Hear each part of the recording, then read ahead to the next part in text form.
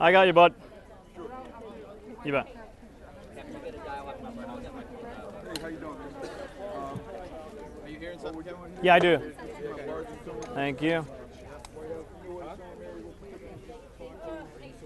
Just plug him in. Hey guys, can you try Jim again? Try Jim again. Try Jim. I hear the sound of IFB, but I do not hear program. Talk to them and I'll Now I have.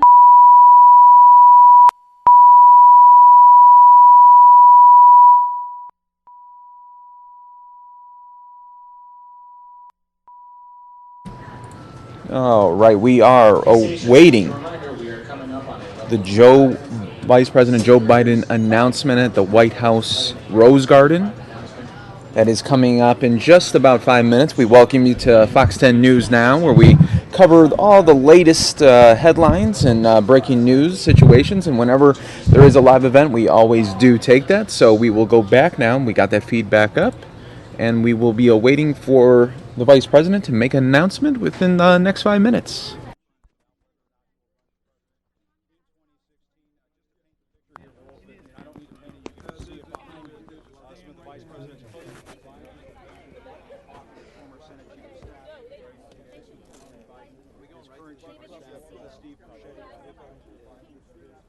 Advisors from the Vice President's office, the Vice President's spokeswoman, is also here. I asked her a few moments ago, what is the Vice President going to say? She said you have to wait to find out. I got you, bud. I'm listening. The situation, President Obama will also be coming out with the Vice President. Testing 1, 2, 3, 4, 5, 5, 4, 3, 2, 1. And welcome to the Rose Garden, everyone, as we continue our coverage here on Fox News of Decision 2016. I'm Kevin Cork. Shortly, we suspect we will hear from the Vice President of the United States of America, Joe Biden. He is expected to be joined by the President of the United States. Center up on the podium, Brian.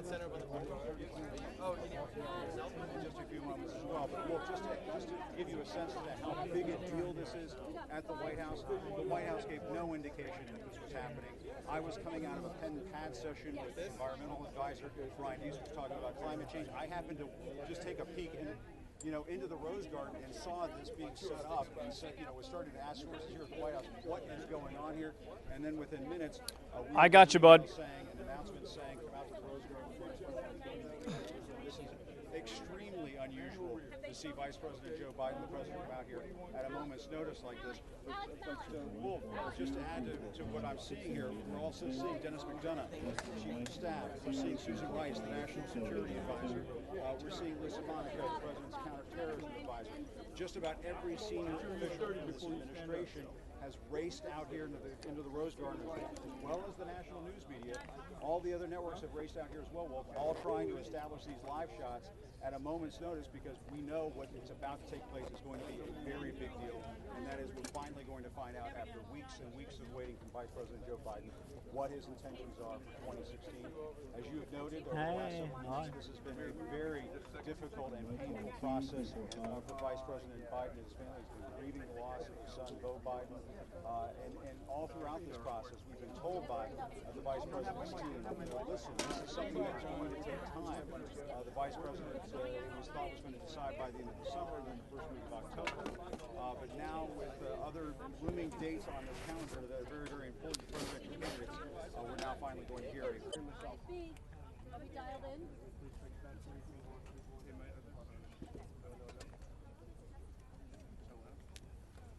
That's right. Hello? Sure, 1, 2, 3, 4, 1, 2, 3, 4. I'm hearing myself.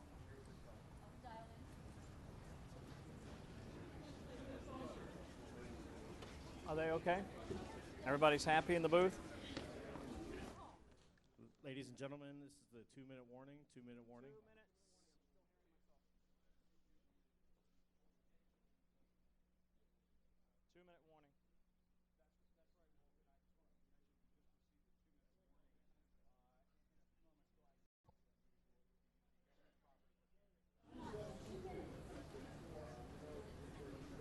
2 minutes. We appreciate everybody watching the Fox 10 News Now stream. We are about 60 seconds away from a Biden announcement at the White House Rose Garden.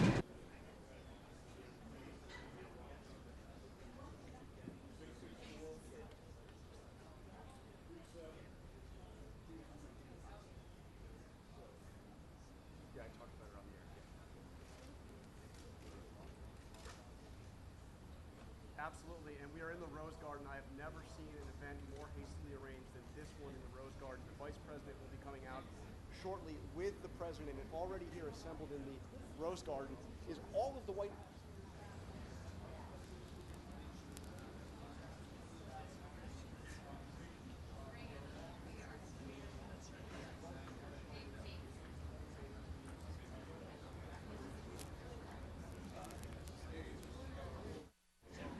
In the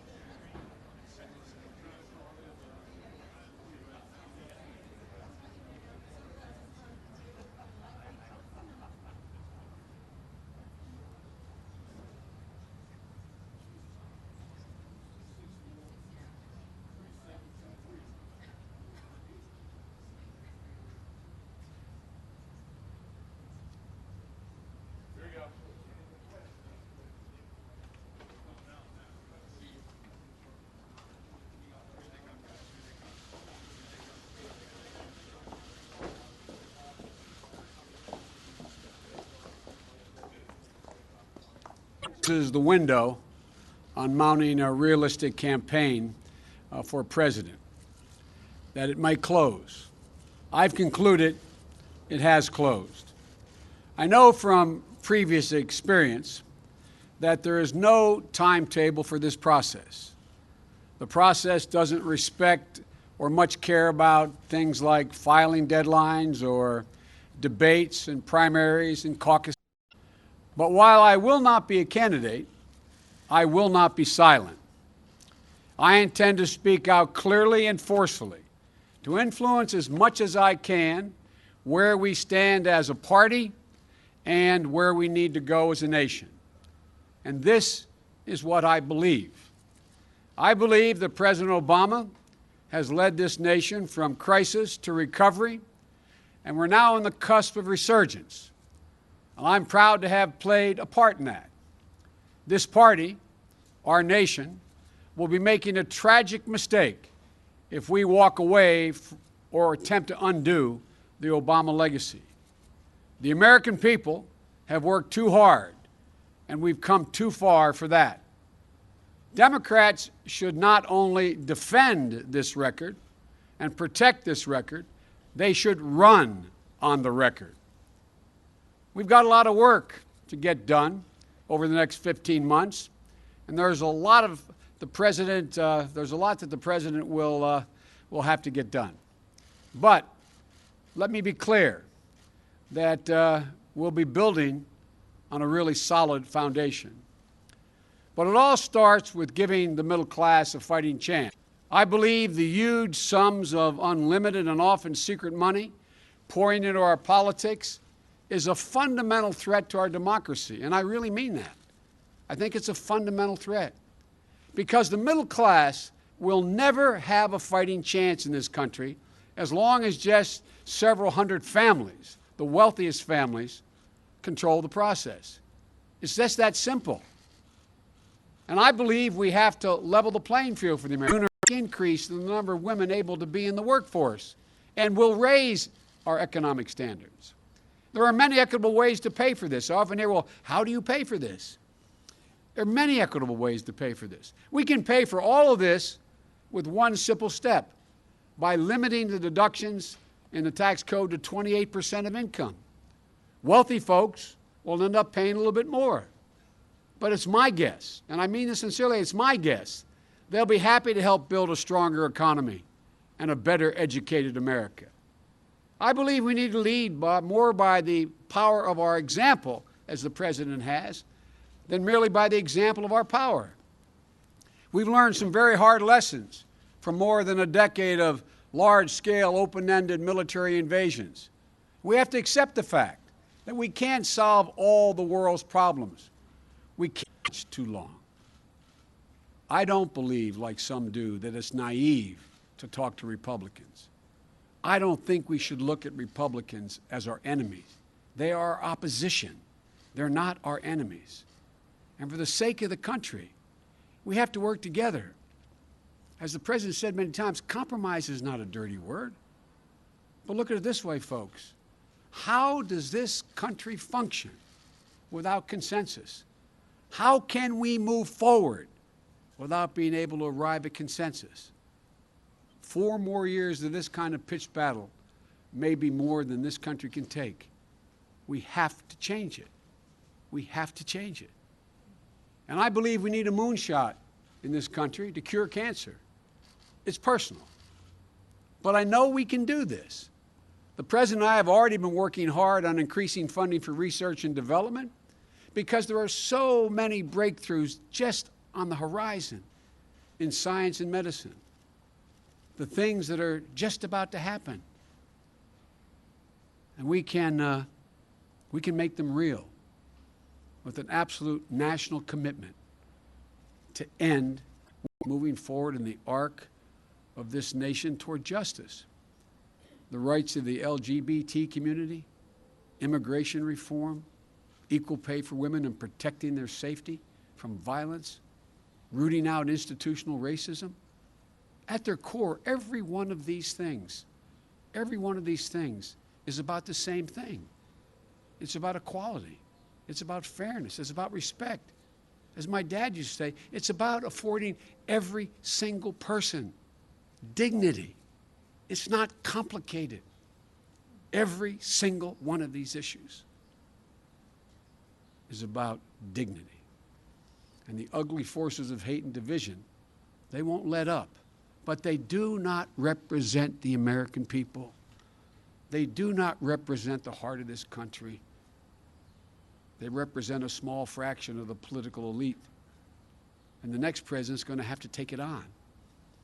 Most of all, I believe there's unlimited possibilities for this country. I don't know how many of the White House staff and personnel have heard me say repeatedly that we are so much better positioned than any country in the world. We are I've been doing this for a long time. When I got elected as a 29-year-old kid, I was called the optimist. I am more optimistic about the possibilities, the incredible possibilities to leap forward than I have been any time in my career. And I believe to my core that there's no country on the face of the earth better positioned to lead the world in the 21st century than the United States of America. Washington, though, just has to begin to function again. Instead of being the problem, it has to become part of the solution again. We have to be one America again. And at our core, I've always believed that what sets America apart from every other nation is that we, ordinary Americans, believe in possibilities, unlimited possibilities. The possibilities for a kid growing up in a poor inner city neighborhood or a Spanish-speaking home, or a kid from Mayfield in Delaware or Willow Grove in Pennsylvania like Jill and I, to be able to be anything we wanted to be, to do anything that we want. That's what we were both taught. That's what the president was taught. It was real. That's what I grew up believing. And you know, it's always been true in this country. And if we ever lose that, we've lost something very special. We'll have lost the very soul of this country. When I was growing up, my parents, in tough times, looked at me and would say to me and my brothers and sister, "Honey, it's going to be okay." And they meant it. They meant it. It was going to be okay. But some of you who cover me, I say, go back to your old neighborhoods. Talk to your contemporaries who aren't as successful as you've been. There are too many people in America today, too many parents who don't believe they can look their kid in the eye and say with certitude, "Honey, it's going to be okay." That's what we need to change. It's not complicated. That will be the true measure of our success. And we'll not have met it until every parent out there can look at their kid in tough times and say, "Honey, it's going to be okay," and mean it. That's our responsibility. And I believe it's totally within our power. The nation has done it before in difficult times. I've had the very great good fortune and privilege of being in public service most of my adult life, since I've been 25 years old. And through personal triumphs and tragedies, my entire family, my son Bo, my son Hunter, my daughter Ashley, Jill, our whole family. And this sounds corny, but we found purpose in public life. We found purpose in public life. So we intend, the whole family, not just me, we intend to spend the next 15 months fighting for what we've always cared about, what my family's always cared about, with every ounce of our being, and working alongside the President and members of Congress and our future nominee. I am absolutely certain we are fully capable of accomplishing extraordinary things. We can do this. And when we do, America won't just win the future. We will own the finish line. Thank you for all being so gracious to Jill and me for the last 6 or 8 months and for our whole career for that matter. But I'm telling you, we can do so much more. And I'm looking forward to continuing to work with this man to get it done. Thank you, brother. Thank you all very much.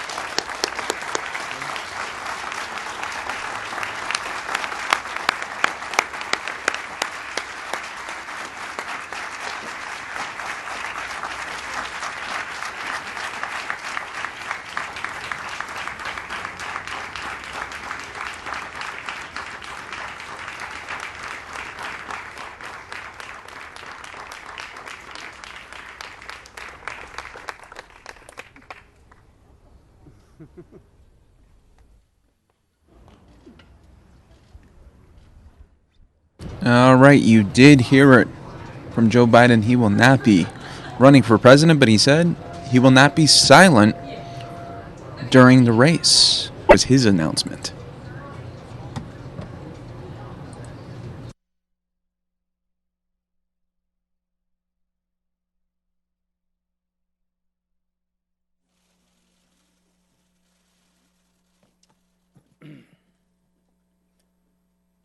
Tonight I shared with my colleagues what I think it will take to have a unified conference and for the next speaker to be successful.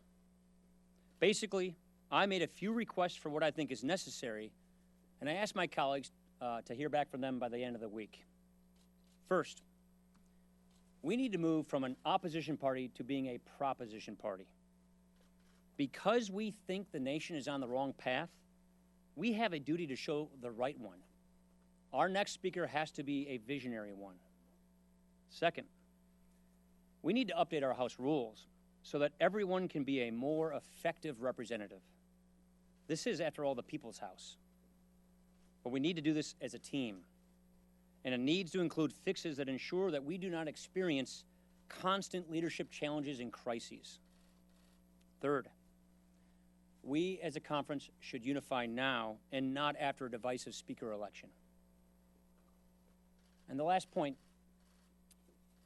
is personal. I cannot and I will not give up my family time. I may not be on the road as often as previous speakers, but I pledge to try and make up for it with more time communicating our vision, our message. What I told members is, if you can agree to these requests, and if I can truly be a unifying figure, then I will gladly serve. And if I'm not unifying, constitutional, out of touch, persistent poverty, a sluggish economy, flat wages, a skyrocketing debt. But we cannot take on these challenges alone. Now more than ever, we must work together. All of us are representatives of the people, all people. We have been entrusted by them to lead. And yet, the people we serve, they do not feel that we are delivering on the job that they hired us to do. We have become the problem. If my colleagues entrust me to be the speaker, I want us to become the solution. One thing I've learned from my upbringing in Janesville is that nothing is ever solved by blaming people. We can blame the president. We can blame the media. And that's kind of fun sometimes. We can point fingers across the aisle. We can blame each other. We can dismiss our critics and criticism as unfair. People don't care about blame. People don't care about effort. People care about results. Results that are measurable. Results that are meaningful. Results that make a difference in their daily lives. I want to be clear about this. I think that we are still an exceptional country with exceptional people and a republic clearly worth fighting for. The American idea, it's not too late to save, but we are running out of time.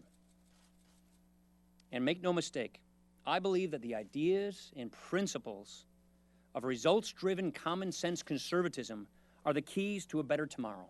A tomorrow in which all of God's children will be better off than they are today. The idea that the role of the federal government is not to facilitate dependency, but to create an environment of opportunity for everyone. The idea that government should do less and do it better. The idea that those who serve should say what they mean and mean what they say. The principle that we should all determine the course of our own lives instead of ceding that right to those who think that they are better than the rest of us. Yes, we will stand and we will fight when we must, and surely this presidency will require that. A commitment to natural rights, a commitment to common sense, to compassion, to cooperation, when rooted in genuine conviction and principle, is a commitment to conservatism. Let me close by saying, I consider to do this with reluctance. And I mean that in the most personal of ways. Like many of you, Jana and I have children who are in the formative, foundational years of their lives. I genuinely worry about the consequences that my agreeing to serve will have on them. Will they experience the viciousness and incivility that we all face here on a daily basis? But my greatest worry is the consequence of not stepping up. Of someday having my own kids ask me, when the stakes were so high, why didn't you do all you could do? Why didn't you stand and fight for my future when you had a chance to do so? None of us wants to hear that question. And none of us should ever have to. I have shown my colleagues what I think success looks like, what I think it takes to unify and lead, and how my family commitments come first. I have left this decision in their hands. And should they agree with these requests, then I am happy and I am willing to get to work. Thank you. Chad. Mr. Chairman, thank you. What about what happened in the past couple of weeks? You put out a statement after Kevin McCarthy was moved in the minutes. You were very cagey in the hall here. You said that you had concern about consequences of not serving. Is that the underlying issue here? That is. This is not a job I've ever wanted, I've ever sought. I'm in the job I've always wanted here in Congress. I came to the conclusion that this is a very dire moment, not just for Congress, not just for the Republican Party, but for our country. And I think our country is in desperate need of leadership. Mr. Ryan, do you think that you possess the capabilities of actually unifying this conference? They've gone after John Boehner's head. They've gone after Kevin McCarthy's head. What assurances do you have that you won't be the next one? I laid out for our conference what I think it takes to unify this conference, what I think it takes to have a successful speakership, and it's in their hands. And I'll leave it up to my colleagues to decide if I am that unifying person. I'll just take. That's what we always do. Well, I mean, in terms of would you want a unanimous vote? I laid it out today with our conference about all the various groups having their endorsement and being that unified candidate. I'll give. I'm not going to get into that now. I think that's something that's got to be done as a conference as a whole by consensus. Thank you very much. Appreciate it.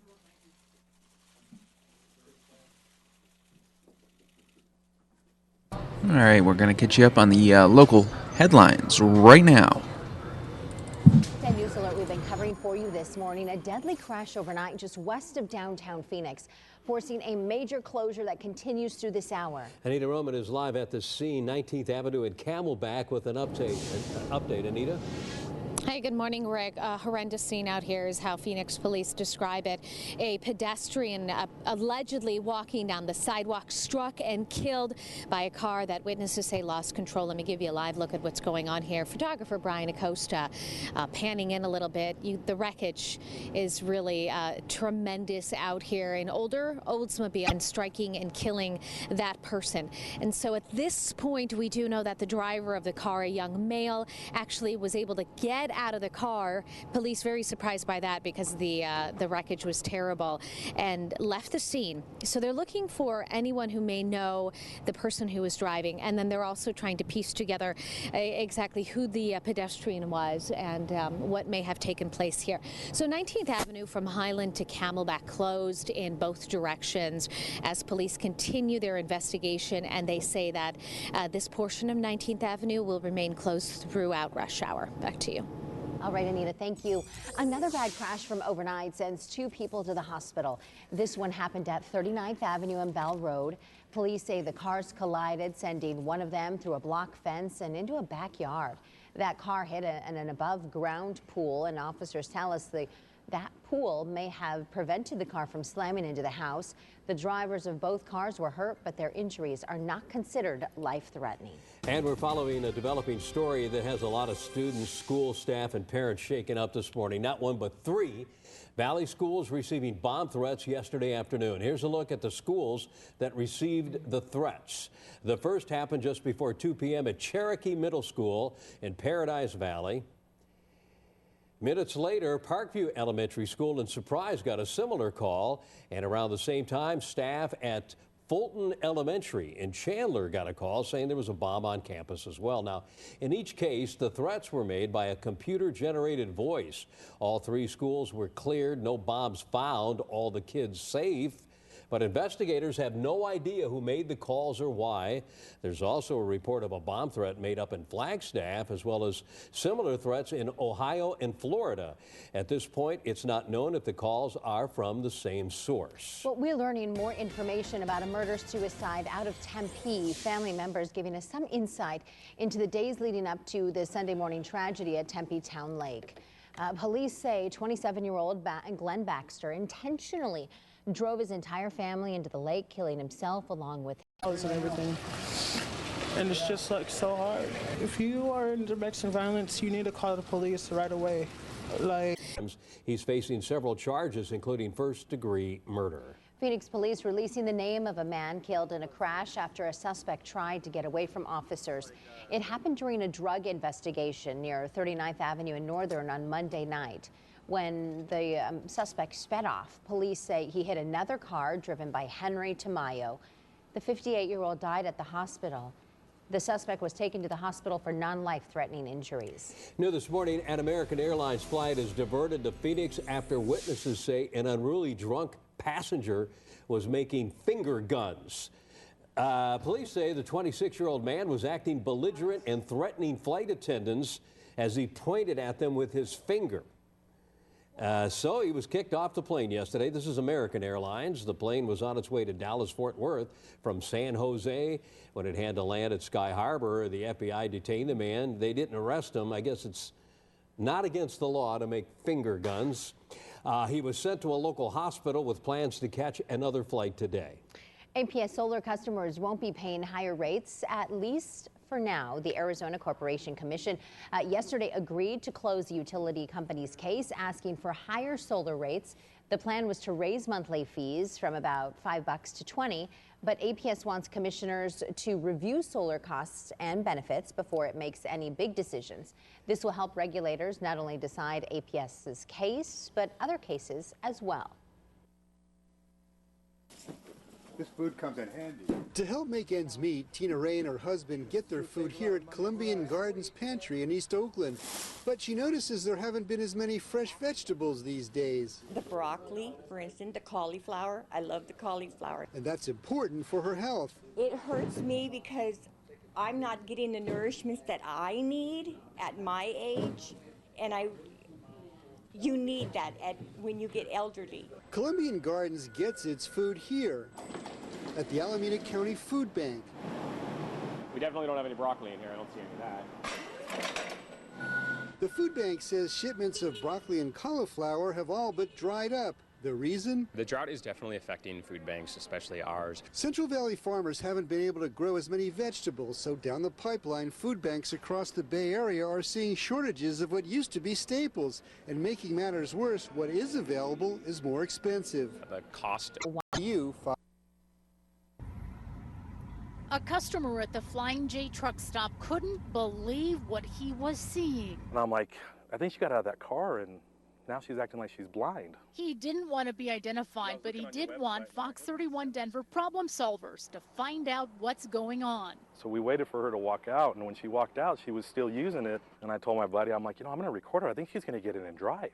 His video shows the woman with a white cane walk to her car door, unlock it, then finally make her way inside. I'm going to see if she gets in and drives off. Never in a million years would I get behind the wheel. No way. Ann Ramos has been legally blind since she was 3 and doesn't know a single vision-impaired person who drives. When you're sight impaired, your reaction time is way decreased. You can't react quickly to someone pulling out in front of you. She says if you need a cane to find a curb or a door to a business, you shouldn't be behind the wheel. She's in serious denial about her limitations. She's not thinking about the safety of others and herself. Either way, it's wrong. If she's blind, she shouldn't be driving. And if she isn't blind, she shouldn't be portraying that she's blind.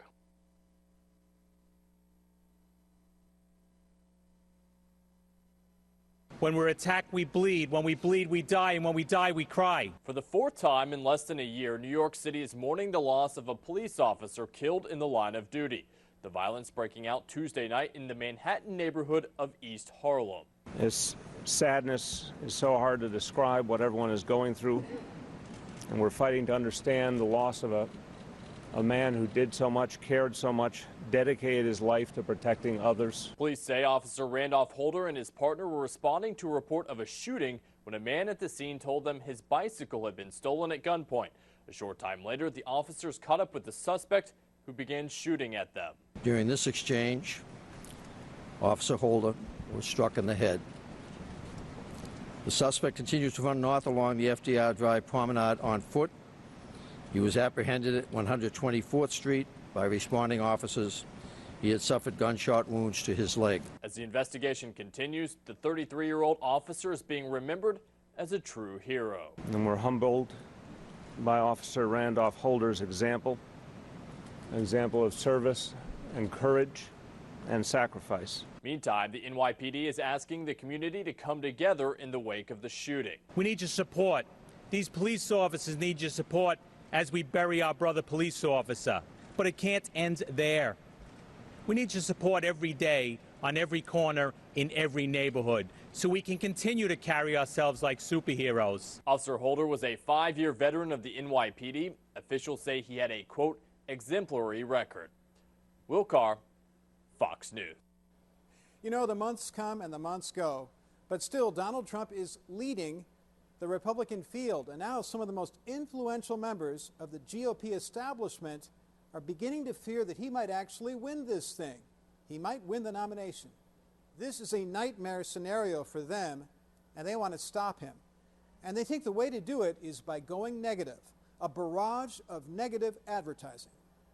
But will going negative against Donald Trump actually work?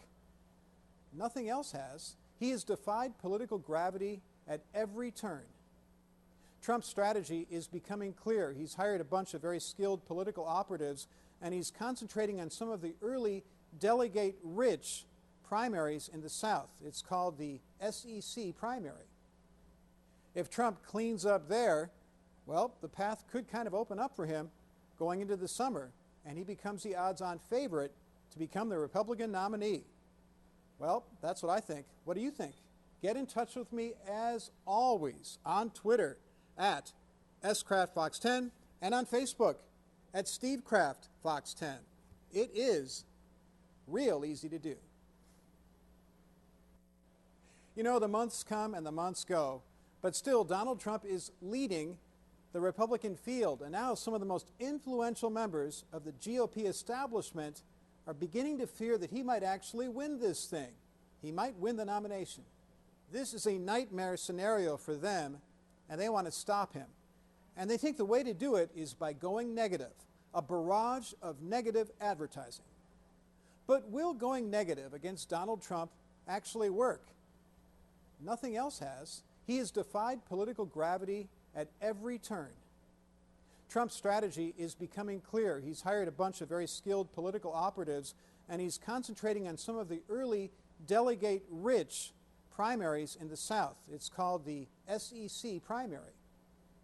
If Trump cleans up there, well, the path could kind of open up for him going into the summer, and he becomes the odds-on favorite to become the Republican nominee. Well, that's what I think. What do you think?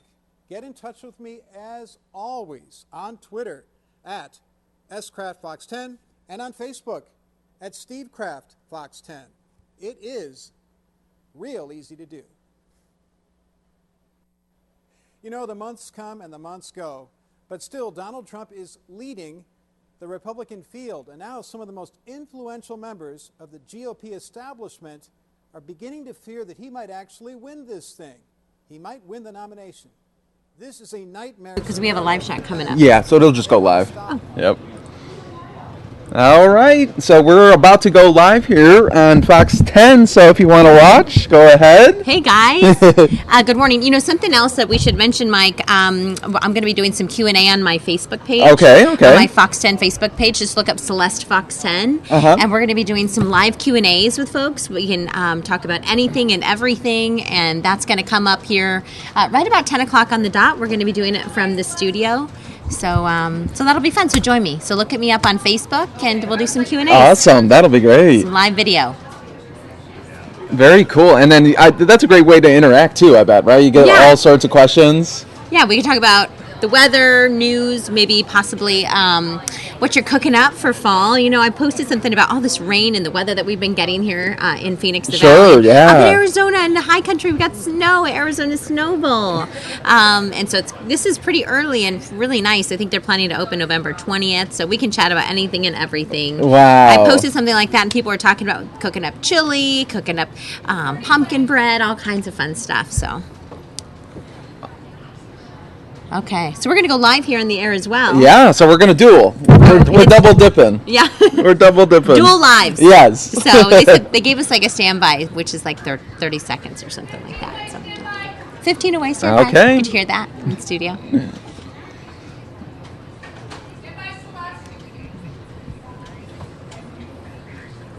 I won't hear, but... Well, good morning, everyone. Welcome back. I'm sitting here with Mike. Yep, Fox News now. You're going to take over about 10 a.m. Yeah, 10 a.m. right on Fox 10 Phoenix. Going to catch them up on all the latest headlines. We're going to be talking about Back to the Future Day as well. But I'm going to dip it back to 1985 to show you the prices that were in 1985. Awesome. That'll be a fun way to look at it. Yeah, it will be. And at 10 a.m., I'll be doing a live Q&A on my Facebook page. So look me up on Facebook, Celeste Fox 10. Take any Q&As that you got, folks. It'll be fun. We can talk about anything and everything. In the meantime, let's send it out to Rick and Andrea. They're in the parking lot with the DeLorean. Hello.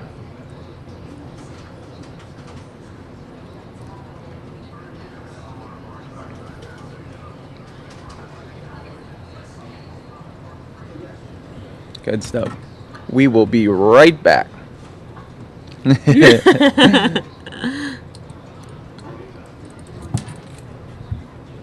just hit that. Okay.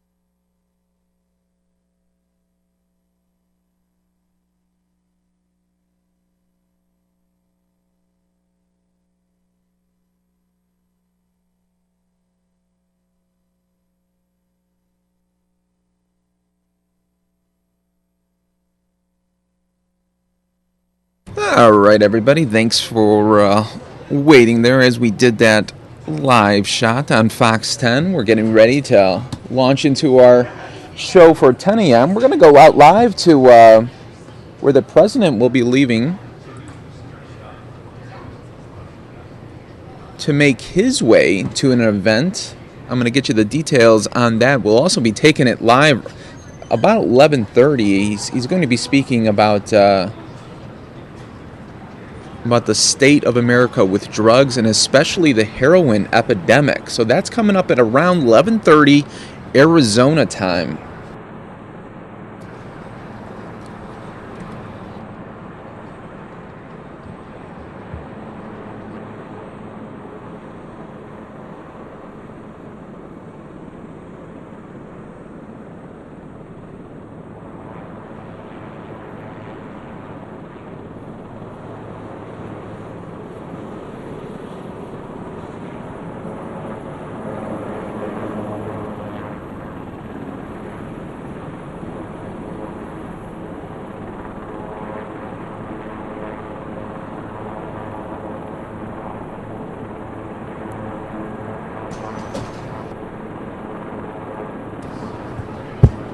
So the president will be leaving to go to Charleston, West Virginia, where he's going to be talking to a community town hall about the prescription drug abuse and heroin epidemic in that state and town. So we will bring that to you live today about 11:30.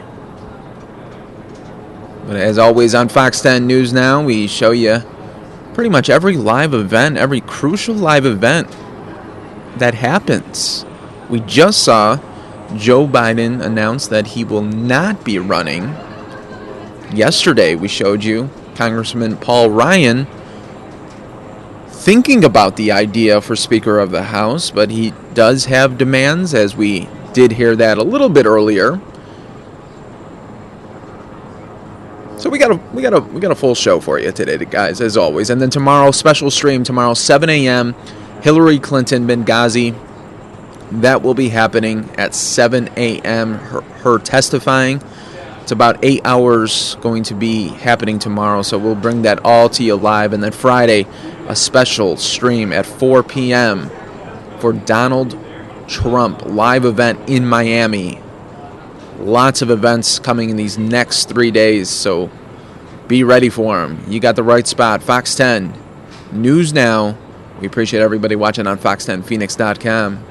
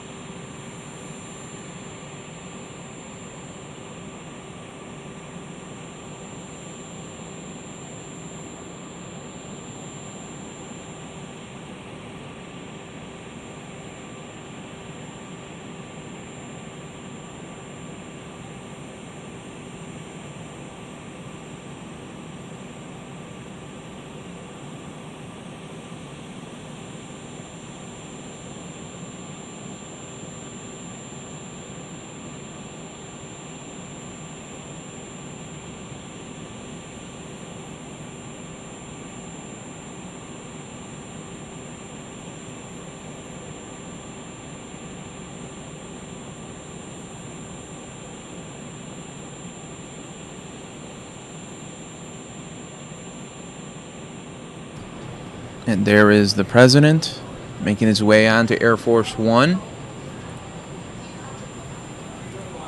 We will have that special stream at 11:30 for you on the drug and heroin epidemic.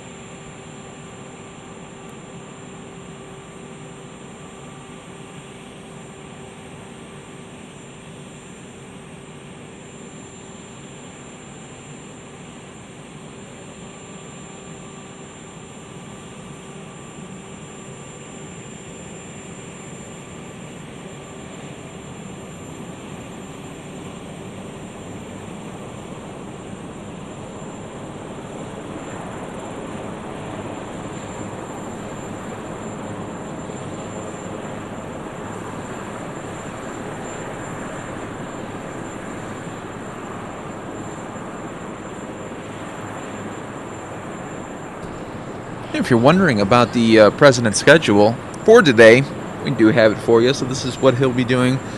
Right now, as we see in the afternoon, the president is traveling to Charleston, West Virginia to host a community discussion on the prescription drug abuse and heroin epidemic.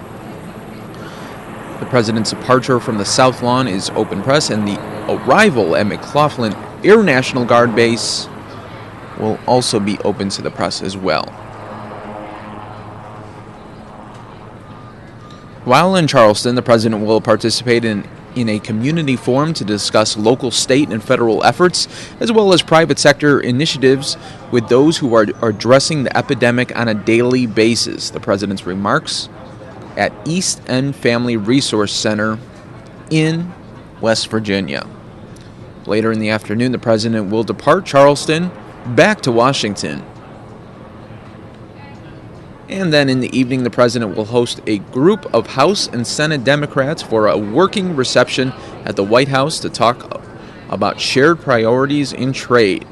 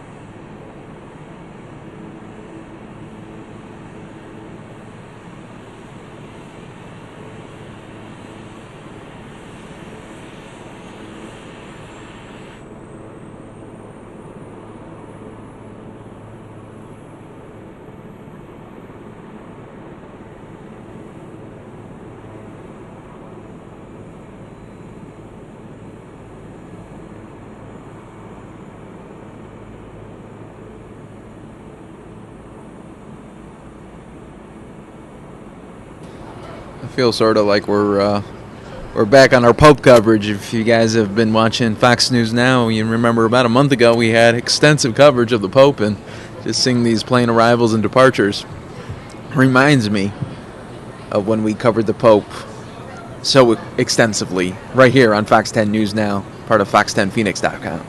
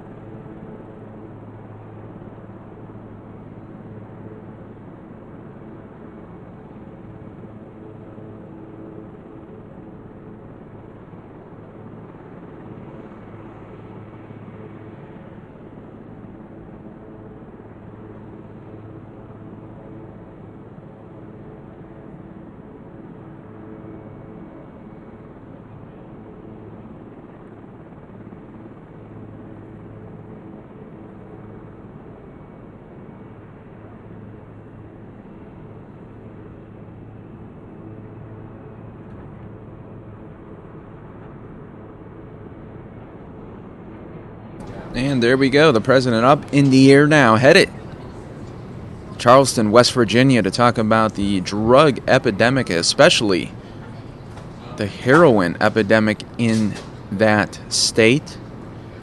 We will have that live for you coming up at around 11:30 our time, Arizona time. So be on the lookout for that. We'll be streaming that for you this afternoon as we are just clicking away here on News Now.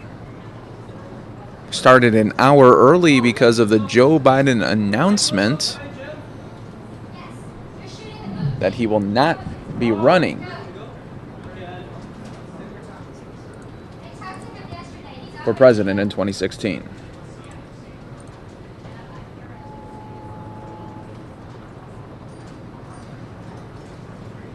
And there we get one more last look of the plane before we will see him on the other side in West Virginia in just about an hour and 15 minutes away from that event. As we go to Color Bars, and now more Color Bars, you get Mike Pace. That is my name. Happy to be here with you on Wednesday, better yet known as Hump Day, or today we like to call it Back to the Future Day. We'll have some fun little factoids on that. Hope everyone is having a great day. We started, like I said, the show a little bit earlier today. Started at 9 a.m. because of Joe Biden's announcement that he will not be running. I know there were some problems with the streams, but we appreciate everybody watching and staying with us. I am going to replay that announcement right now because it was choppy at times. I want to show it to you with no chops in it at all. So you are going to get the full Joe Biden announcement.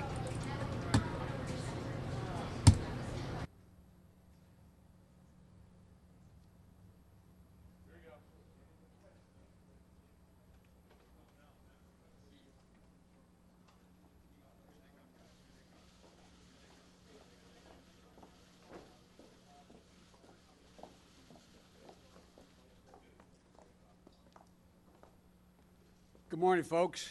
Please sit down. Mr. President, thank you for lending me the Rose Garden for a minute. It's a pretty nice place. As my family and I have worked through the grieving process, I've said all along what I've said time and again to others, that it may very well be that that process, by the time we get through it, closes the window on mounting a realistic campaign for president, that it might close. I've concluded it has closed. I know from previous experience that there is no timetable for this process. The process doesn't respect or much care about things like filing deadlines or debates and primaries and caucuses. But I also know that I couldn't do this if the family wasn't ready. The good news is the family has reached that point. But as I've said many times, my family has suffered loss, and I hope there would come a time, and I've said this to many other families, that sooner rather than later, when you think of your loved one, it brings a smile to your lips before it brings a tear to your eyes. Well, that's where the Bidens are today, thank God. Bo is our inspiration.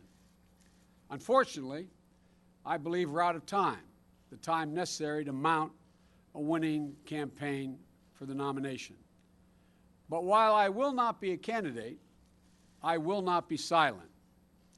I intend to speak out clearly and forcefully, to influence as much as I can where we stand as a party and where we need to go as a nation. And this is what I believe. I believe that President Obama has led this nation from crisis to recovery, and we're now on the cusp of resurgence. And I'm proud to have played a part in that. This party, our nation, will be making a tragic mistake if we walk away or attempt to undo the Obama legacy. The American people have worked too hard, and we've come too far for that. Democrats should not only defend this record and protect this record, They should run on the record. We've got a lot of work to get done over the next 15 months, and there's a lot of the president. There's a lot that the president will have to get done. But let me be clear that we'll be building on a really solid foundation. But it all starts with giving the middle class a fighting chance. I know you in the press love to call me Middle Class Joe, and I know in Washington that's not usually meant as a compliment. It means you're not that sophisticated. But it is about the middle class. It isn't just a matter of fairness or economic growth. It's a matter of social stability for this nation. We cannot sustain the current levels of inequality that exist in this country. I believe the huge sums of unlimited and often secret money pouring into our politics is a fundamental threat to our democracy, and I really mean that. I think it's a fundamental threat because the middle class will never have a fighting chance in this country as long as just several hundred families, the wealthiest families, control the process. It's just that simple. And I believe we have to level the playing field for the American people. And that's going to take access to education and opportunity to work. We need to commit, we're fighting for 14 years, we need to commit to 16 years of free public education for all our children. We all know that 12 years of public education is not enough. As a nation, let's make the same commitment to a college education today that we made to a high school education 100 years ago. Children and child care is the one biggest barrier for working families. We need, as the President's proposed, to triple the child care tax credit. That alone will lead to a dramatic increase in the number of women able to be in the workforce and will raise our economic standards. There are many equitable ways to pay for this. I often hear, well, how do you pay for this? There are many equitable ways to pay for this. We can pay for all of this with one simple step, by limiting the deductions in the tax code to 28% of income. Wealthy folks will end up paying a little bit more. But it's my guess, and I mean this sincerely, it's my guess, they'll be happy to help build a stronger economy and a better educated America. I believe we need to lead more by the power of our example, as the President has, than merely by the example of our power. We've learned some very hard lessons from more than a decade of large-scale, open-ended military invasions. We have to accept the fact that we can't solve all the world's problems. We can't solve many of them alone. The argument that we just have to do something when bad people do bad things isn't good enough. It's not a good enough reason for American intervention and to put our sons and daughters' lives on the line, put them at risk. I believe we have to end the divisive partisan politics that is ripping this country apart, and I think we can. It's mean-spirited, it's petty, and it's gone on for much too long. I don't believe, like some do, that it's naive to talk to Republicans. I don't think we should look at Republicans as our enemies. They are our opposition. They're not our enemies. And for the sake of the country, we have to work together. As the President said many times, compromise is not a dirty word. But look at it this way, folks. How does this country function without consensus? How can we move forward without being able to arrive at consensus? 4 more years of this kind of pitched battle may be more than this country can take. We have to change it. We have to change it. And I believe we need a moonshot in this country to cure cancer. It's personal. But I know we can do this. The President and I have already been working hard on increasing funding for research and development because there are so many breakthroughs just on the horizon in science and medicine. The things that are just about to happen. And we can make them real with an absolute national commitment to end cancer as we know it today. And I'm going to spend the next 15 months in this office pushing as hard as I can to accomplish this, because I know there are Democrats and Republicans on the Hill who share our passion to silence this deadly disease. If I could be anything, I would have wanted to be the president that ended cancer, because it's possible. I also believe we need to keep moving forward in the arc of this nation toward justice. The rights of the LGBT community, immigration reform, equal pay for women and protecting their safety from violence, rooting out institutional racism. At their core, every one of these things is about the same thing. It's about equality. It's about fairness. It's about respect.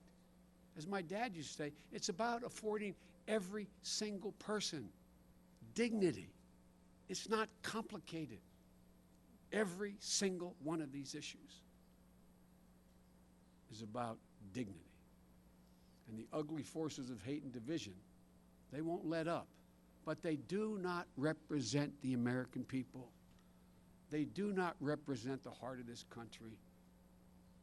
They represent a small fraction of the political elite. And the next president's going to have to take it on. Most of all, I believe there's unlimited possibilities for this country. I don't know how many of the White House staff and personnel have heard me say repeatedly that we are so much better positioned than any country in the world. We are so much, I've been doing this for a long time. When I got elected as a 29-year-old kid, I was called the optimist. I am more optimistic about the possibilities, the incredible possibilities to leap forward than I have been any time in my career. And I believe to my core that there's no country on the face of the earth better positioned to lead the world in the 21st century than the United States of America. Washington, though, just has to begin to function again. Instead of being the problem, it has to become part of the solution again. We have to be one America again. And at our core, I've always believed that what sets America apart from every other nation is that we, ordinary Americans, believe in possibilities, unlimited possibilities. The possibilities for a kid growing up in a poor inner city neighborhood, or a Spanish-speaking home, or a kid from Mayfield in Delaware, or Willow Grove in Pennsylvania like Jill and I, to be able to be anything we wanted to be, to do anything that we want. That's what we were both taught. That's what the president was taught. It was real. That's what I grew up believing. And you know, it's always been true in this country. And if we ever lose that, we've lost something very special. We'll have lost the very soul of this country. When I was growing up, my parents, in tough times, looked at me and would say to me and my brothers and sister, "Honey, it's going to be okay." And they meant it. They meant it. It was going to be okay. But some of you who cover me, I say, go back to your old neighborhoods. Talk to your contemporaries who aren't as successful as you've been. There are too many people in America today, too many parents who don't believe they can look their kid in the eye and say with certitude, "Honey, it's going to be okay." That's what we need to change. It's not complicated. That will be the true measure of our success. And we'll not have met it until every parent out there can look at their kid in tough times and say, "Honey, it's going to be okay," and mean it. That's our responsibility. And I believe it's totally within our power. The nation has done it before in difficult times. I've had the very great good fortune and privilege of being in public service most of my adult life, since I've been 25 years old. And through personal triumphs and tragedies, my entire family, my son Bo, my son Hunter, my daughter Ashley, Jill, our whole family. And this sounds corny, but we found purpose in public life. we found purpose in public life. So we intend, the whole family, not just me, we intend to spend the next 15 months fighting for what we've always cared about, what my family's always cared about, with every ounce of our being, and working alongside the President and members of Congress and our future nominee. I am absolutely certain we are fully capable of accomplishing extraordinary things. We can do this. And when we do, America won't just win the future. We will own the finish line. Thank you for all being so gracious to Jill and me for the last 6 or 8 months and for our whole career for that matter. But I'm telling you, we can do so much more. And I'm looking forward to continuing to work with this man to get it done. Thank you, brother. Thank you all very much.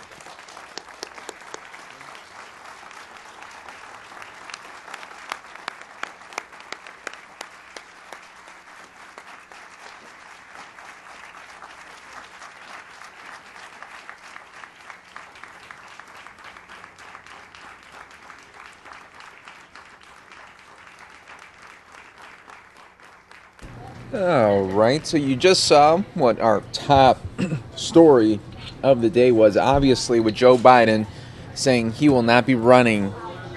And could you imagine the great day that Hillary Clinton is having? It's probably one of her best days of the campaign. She doesn't have to worry about Joe Biden being in the running.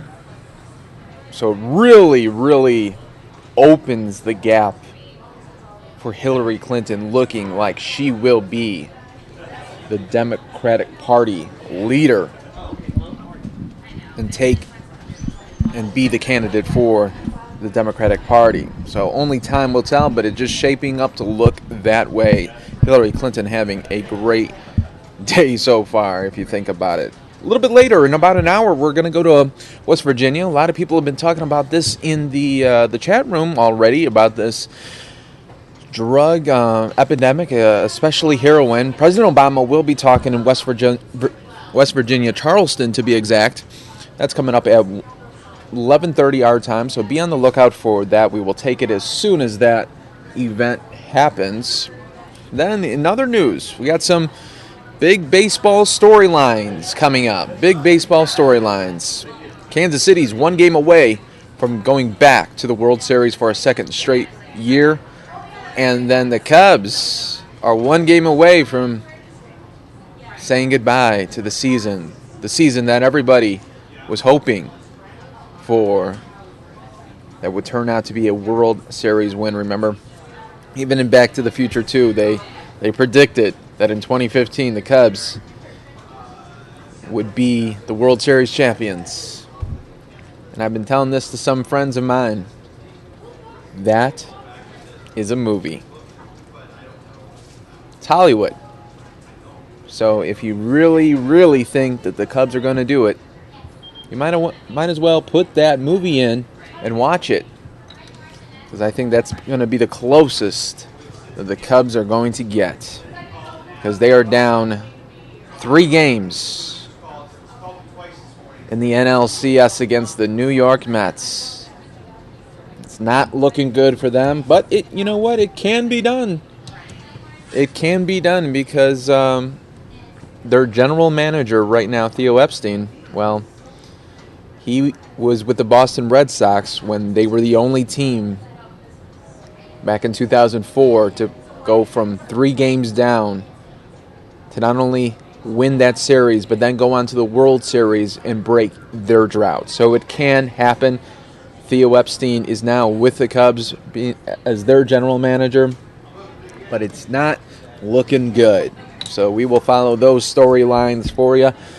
Royals are going to be starting pretty soon, in about a couple hours, but Cubs not till a little bit later this evening. So hopefully Kinsey will give you that update with that Cubs score a little bit later today. And then speaking of tomorrow, a big stream happening right here on Fox10Phoenix.com. Hillary Clinton Benghazi hearing. She will be testifying It's happening tomorrow at 7 a.m. Arizona time. Be on the lookout for that stream. We will be streaming that for you. Then on Friday, Donald Trump special stream happening at 4 p.m. First time he's going to be in Florida campaigning. He's going to be in Miami, in Marco Rubio town, in Jeb Bush town.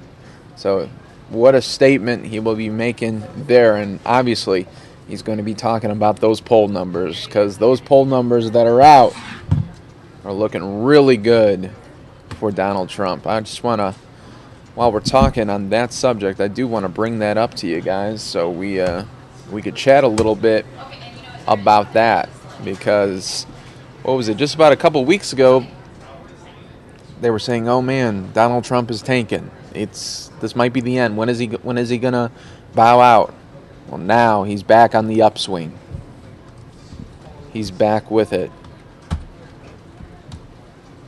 So anything can happen in the world of politics. We understand that. But he is leading all expectations. Could you imagine just a year ago? Would you have ever thought that Donald Trump would be in this situation?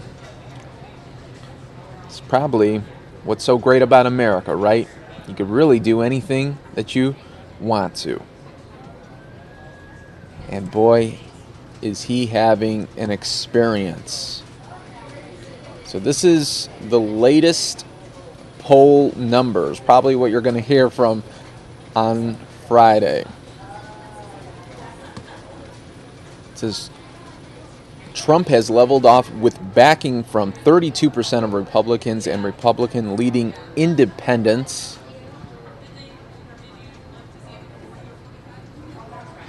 Notably, even more lean Republicans, 42% of them say that they expect Trump to win the GOP nomination for president. And given a list of 6 potential nominees, 43% pick Trump as having the best chance to win the general election just more than a year from now. So look at that. So it most likely to win the GOP nomination, 42% for Donald Trump. Then it goes 15% Ben Carson, Jeb Bush at 12%, and Marco Rubio at a distant 5%. Wow. And then best chance to win the general election, Donald Trump at 43%, Ben Carson at 16%, Jeb Bush at 13%, Marco Rubio at 11%, Ted Cruz at 4%, and Carly, poor Carly, she's really fallen off she's at 3%. So those are the latest poll numbers. Trump is leading in every situation that they put him at. Strongest leader, 47%. Best chance, 43%. Best on immigration at 39%. Closest on issues, 32%. Understands, 29%. Best experience, 23%. This most honest though. This is most honest. 21%. Carson got him at 33%. So this is going to be interesting the way it shapes out.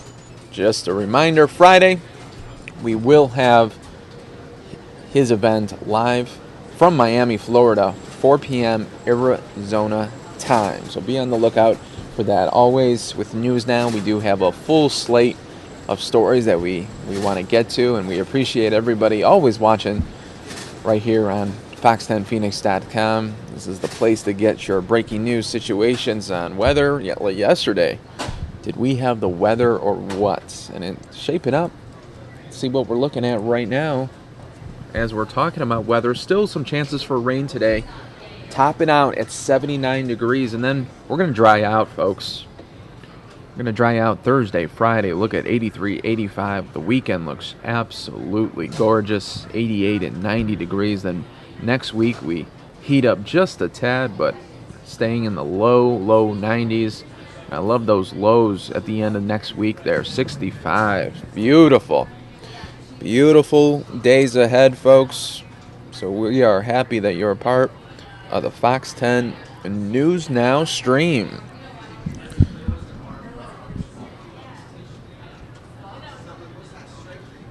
do want to show you some stories. If you're just tuning in, we're going to get you all up to date on the latest headlines that we've been following.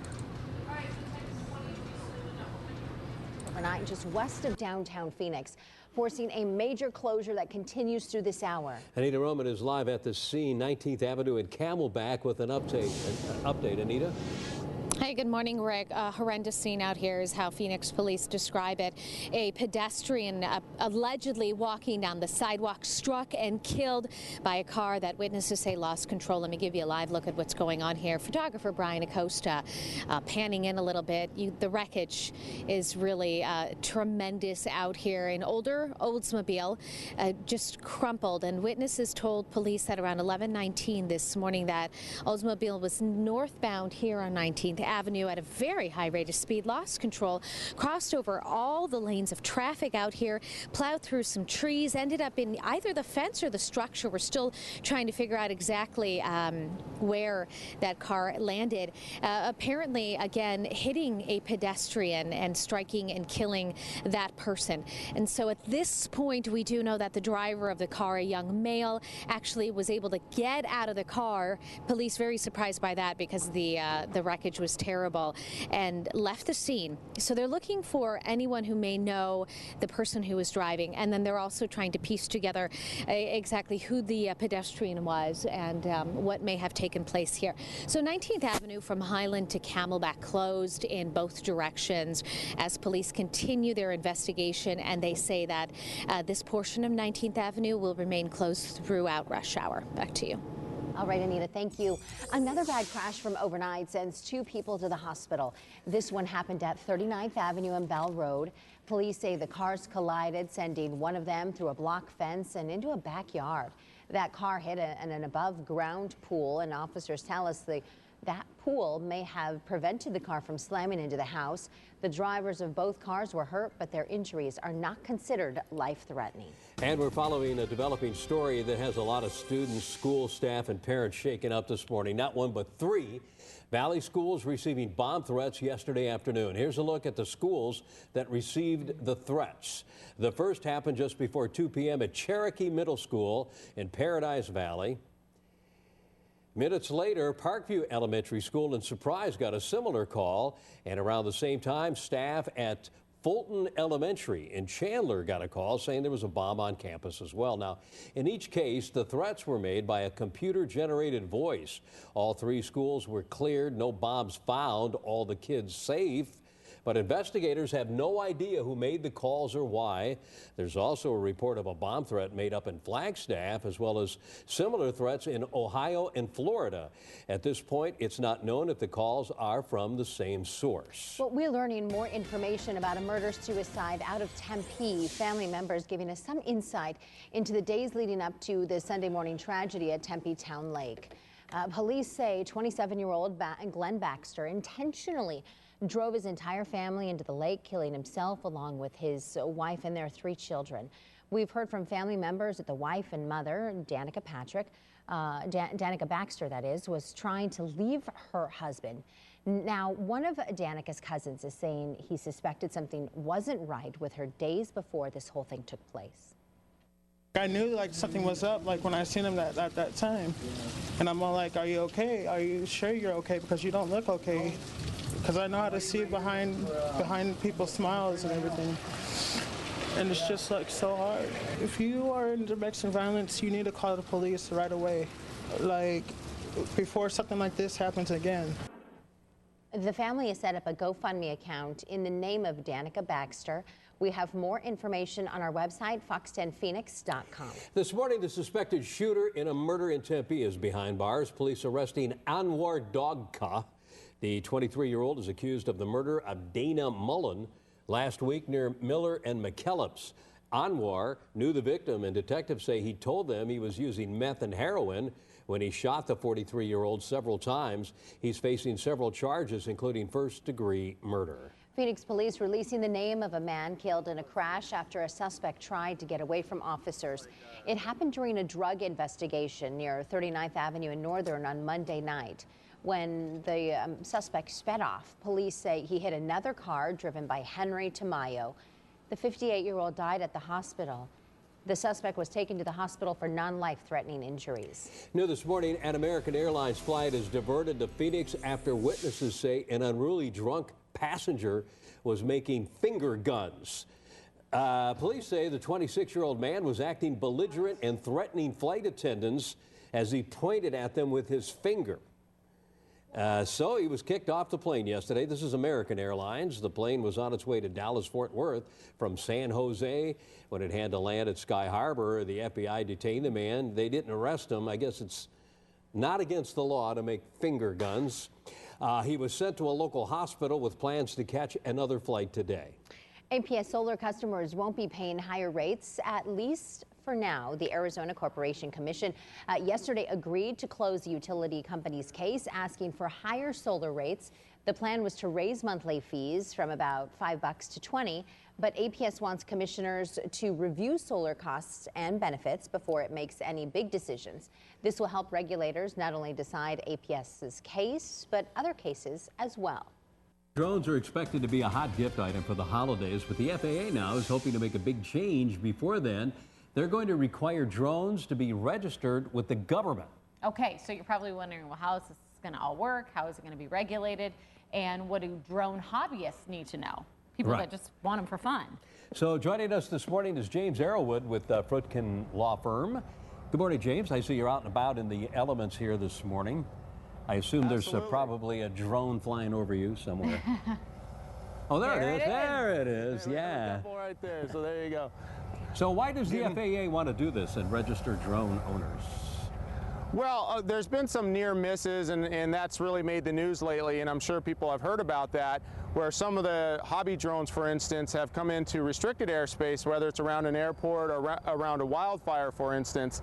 And that's caused a lot of concerns for officials. Obviously, the risks are there, and there's really not been a way to trace the operator of the drone. So the announcement yesterday hopefully will start the process to change all of that. And I think it's a rational decision, and it's one that actually I've advocated for over a year, and that is to have some sort of registration or serial number on each drone. And that's half of the way, and that's what they announced yesterday. The next thing will be to be able to connect that registration number to an actual operator, which is going to require a little bit more technical sophistication than exists today.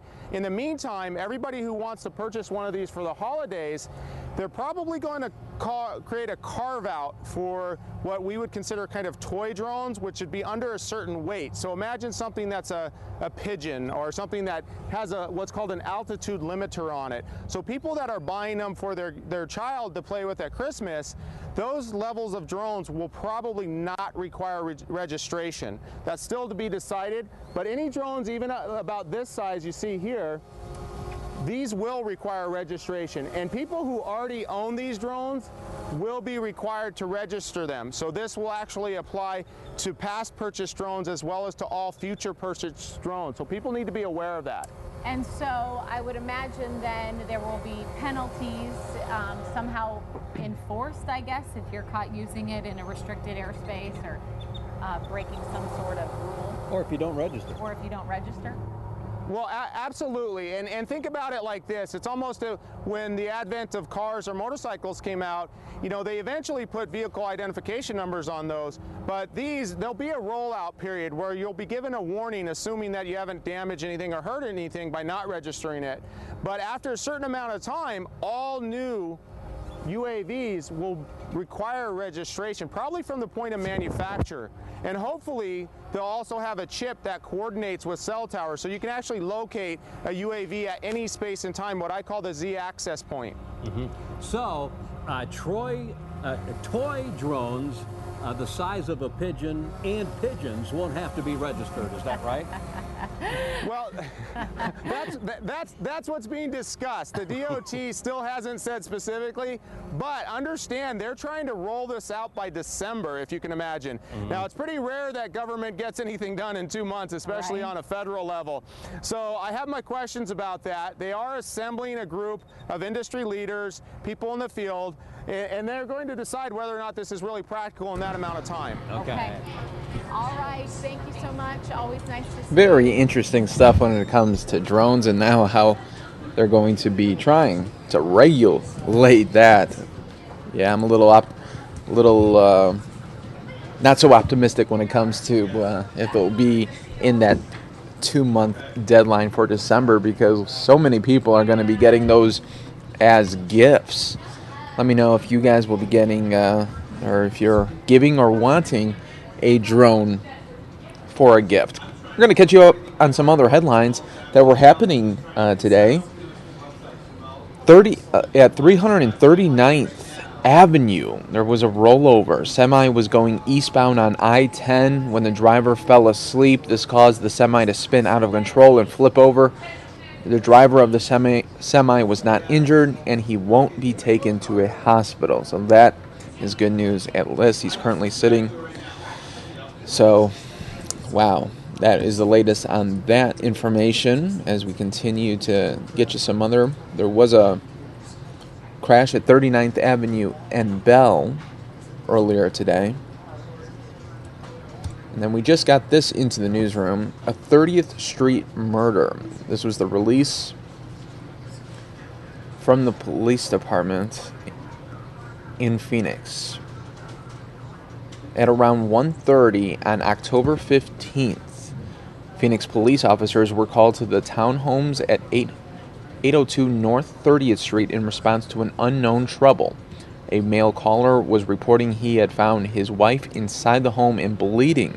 Upon arrival, officers made contact with the 29-year-old husband and found his 28-year-old wife suffering from obvious trauma to her body. Phoenix Fire responded to the home and sadly pronounced the victim deceased. Officers also found the couple's 3 children, ages 3, 5, and 9, in the upstairs bedroom of the home. The children were not aware of what was taking place, and they were removed and placed in the care of the Arizona Department of Child Safety. Phoenix police detectives arrived at the home, and as of the writing, no manner of death has been determined, and the husband was being interviewed. The investigation is continuing. So that is the latest on that. We'll try to get you some more updates as they do become available. Wow. Sad story there. Switching gears here, Arizona Cardinals going to be on Monday Night Football action taking on Baltimore. So we'll see if the Cards can bounce back. I'm pretty confident they can, as they're taking on a 1-5 Baltimore Ravens team. But do not let that record fool you, though, because the Ravens, in all 5 of their losses, have lost by less than 7 points. Very close games. So anything, once again, can happen on Monday Night Football. And we'll get you those latest updates when we get a little bit closer to Friday for the big game coming up on Monday. I do want to update you on these stories that we showed you a little bit earlier.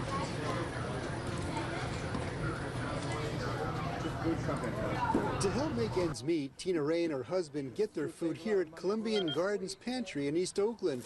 But she notices there haven't been as many fresh vegetables these days. The broccoli, for instance, the cauliflower. I love the cauliflower. And that's important for her health. It hurts me because I'm not getting the nourishment that I need at my age, and you need that when you get elderly. Columbian Gardens gets its food here at the Alameda County Food Bank. We definitely don't have any broccoli in here. I don't see any of that. The food bank says shipments of broccoli and cauliflower have all but dried up. The reason? The drought is definitely affecting food banks, especially ours. Central Valley farmers haven't been able to grow as many vegetables, so down the pipeline, food banks across the Bay Area are seeing shortages of what used to be staples. And making matters worse, what is available is more expensive. The cost of our produce has gone up on average about a cent per pound over the last year, which doesn't sound like a lot to you or me, but when you're distributing 18 million pounds of it a year, we're talking upwards of $200,000. Food banks say the economy is forcing more and more people to the financial edge. It's an awesome big need out here now than it used to be. So with supply often low, demand high, and Thanksgiving just a little more than a month away, food banks say they just have no idea what to expect this holiday season. In Oakland, Rob Roth, KTVU, Fox 2 News. All right, and it is Back to the Future Day. Everybody's talking. If you see so many articles about, what did Back to the Future Part 2 get right and what they didn't get right when it comes to what 2015 would look like. And we could talk about all those things. Obviously, we don't have a hoverboard, but we do have, Google Glass and things like that. But I want to go back in time a little bit to show you and talk about the prices from 1985 and see how much we differ now. I think that's a good way of looking at it. So that's what we will look at. First off, baseball cards back in 1985. They were 35 cents. A gallon of gas was 77 cents back in 1985. Movie ticket was $3. A movie rental was $2. McDonald's hamburger, 49 cents. They didn't even have a dollar menu back then. It was cheaper than the dollar menu. Can of pop, 40 cents. Burrito Supreme, $1. Nike Air tennis shoes, $39.99. A general admission ticket to a baseball game, $3. Snickers bar, 40 cents. Arcade game, 25 cents. Roller skating admission was $1.50. Bowling admission was $6. A new house back in 1985 cost you, on average, $78,000. New car was $7,800. And a VH movie in 1985 was $20. Van Halen concert ticket 1985, $24. So that is a look back to 1985 prices. Let me know what you guys think about that, as we sometimes wish we could go back in time a little bit, right? That's all part of Back to the Future Day. So we'll get you more updated throughout the day. We'll throw those prices out there for you. And yeah, Nikes for $30. Wow, could you believe it? That is something. We'll catch you up on some other stories, including, we talked about this yesterday evening as I was getting off and Kinsey was coming on, when we showed you those horrible images of the New York police officer. We said he was shot. Well, now we find out this morning that it was a fatal shooting. Here's the latest.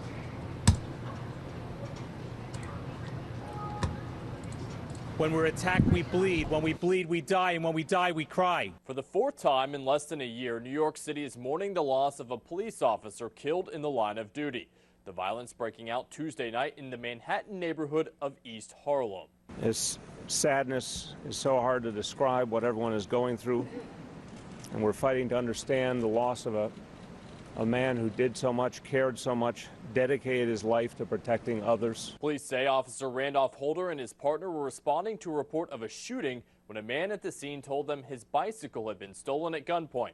A short time later, the officers caught up with the suspect, who began shooting at them. During this exchange, Officer Holder was struck in the head. The suspect continues to run north along the FDR Drive promenade on foot. He was apprehended at 124th Street by responding officers.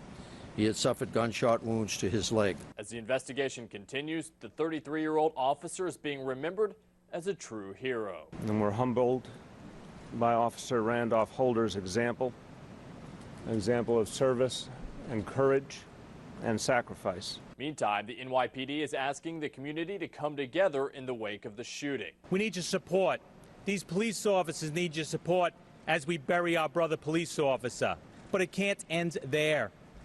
We need your support every day, on every corner, in every neighborhood. so we can continue to carry ourselves like superheroes. Officer Holder was a 5-year veteran of the NYPD. Officials say he had a, quote, exemplary record. Will Carr, Fox News. A customer at the Flying J truck stop couldn't believe what he was seeing. And I'm like, I think she got out of that car and now she's acting like she's blind. He didn't want to be identified, but he did want Fox 31 Denver problem solvers to find out what's going on. So we waited for her to walk out, and when she walked out, she was still using it. And I told my buddy, I'm like, I'm going to record her. I think she's going to get in and drive. His video shows the woman with a white cane walk to her car door, unlock it, then finally make her way inside. I'm going to see if she gets in and drives off. Never in a million years would I get behind the wheel. No way. Ann Ramos has been legally blind since she was 3 and doesn't know a single vision-impaired person who drives. When you're sight impaired, your reaction time is way decreased. You can't react quickly to someone pulling out in front of you. She says if you need a cane to find a curb or a door to a business, you shouldn't be behind the wheel. She's in serious denial about her limitations. She's not thinking about the safety of others and herself. Either way, it's wrong. If she's blind, she shouldn't be driving. And if she isn't blind, she shouldn't be portraying that she's blind.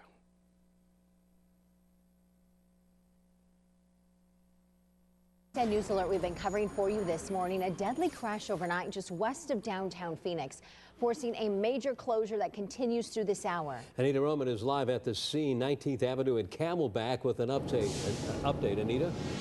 Hi, good morning, Rick. A horrendous scene out here is how Phoenix police describe it. A pedestrian allegedly walking down the sidewalk struck and killed by a car that witnesses say lost control. Let me give you a live look at what's going on here. Photographer Brian Acosta panning in a little bit. The wreckage. All right, we're going to dip out of this and go to a live event.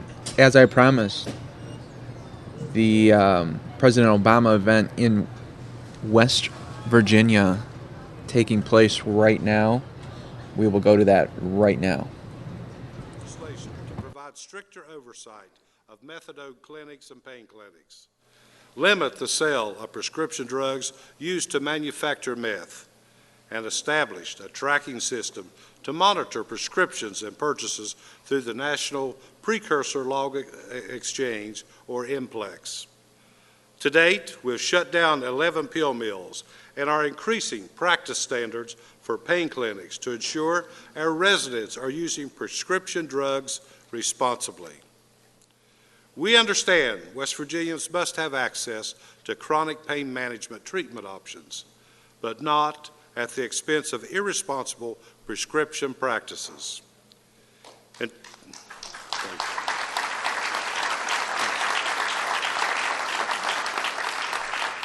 2013, we passed the landmark Justice Reinvestment Act to provide those struggling with substance abuse in our state prison system or our regional jail system with the treatment they need to overcome their addiction, while investing in drug courts and community-based treatment and recovery services. Through these reforms, we have reinvested an additional $10 million to support these services at existing facilities across the state.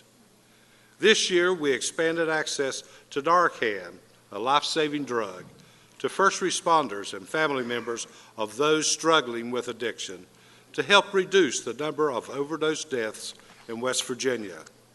And last month, we launched the state's first ever 24-hour substance abuse call line, 844-HELP-4WV, to provide referral support for those seeking help and recovery services. Our certified call line specialists have helped nearly 300 people struggling with addiction find the services they need to begin the road to recovery and return to their families, communities, and workplaces. While we have worked hard to make changes in our communities to fight back against substance abuse, I know there's still much more work to be done. And I'm pleased that President Obama and members of his administration are joining us today to find a way forward for us to continue to work together to not only curb this epidemic in our communities and in so many communities across the country. It is my hope that today's conversation will shine a light on this national issue and help inspire ideas and new ways for us to work together and put an end to substance abuse. This epidemic can only be solved by putting nonpartisan politics aside and working together to ensure a brighter future now and for generations to come. Thank you for having me today.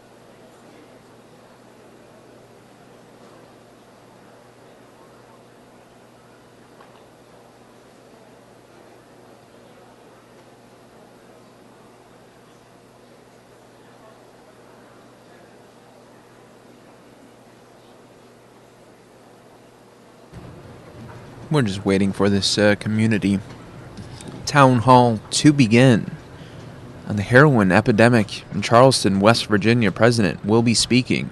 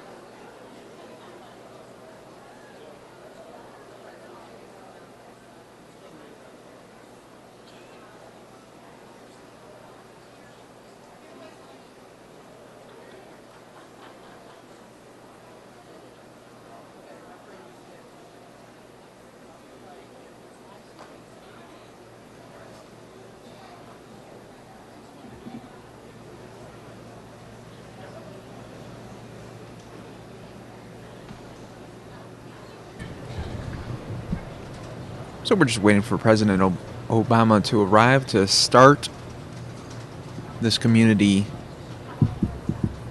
talk to begin in West Virginia.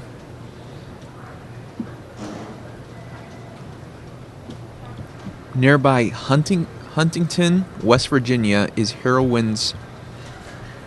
heroin hub. Police reported seizing 5.5 kilograms of heroin in 2013, up from 395 grams in 2010. Law enforcement and healthcare workers in Charleston and Huntington say that unemployment, a high injury rate among coal workers, and poor access to drug abuse treatment programs have made the state ground zero of a national heroin problem.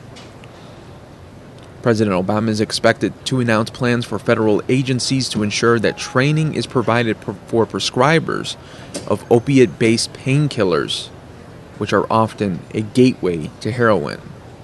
An estimated 45% of U.S. heroin users also are addicted to prescription painkillers, according to the U.S. Centers for Disease Control and Prevention. President Obama will direct the CDC to invest $8.5 million in opiate addiction prevention and also will ask for a federal review of barriers to medication and treatment for opiate addiction.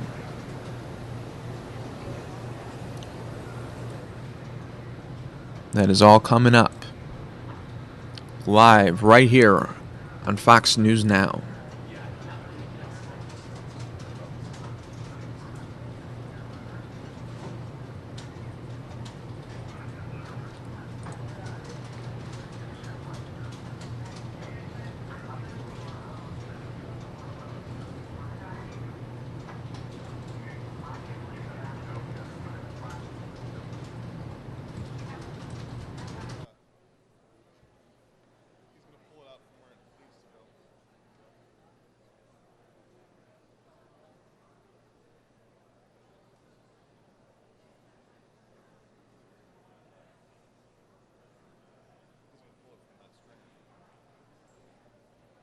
West Virginia leads the nation in drug overdose deaths at a rate of 33.5 per 100,000 people, a little over twice the national average.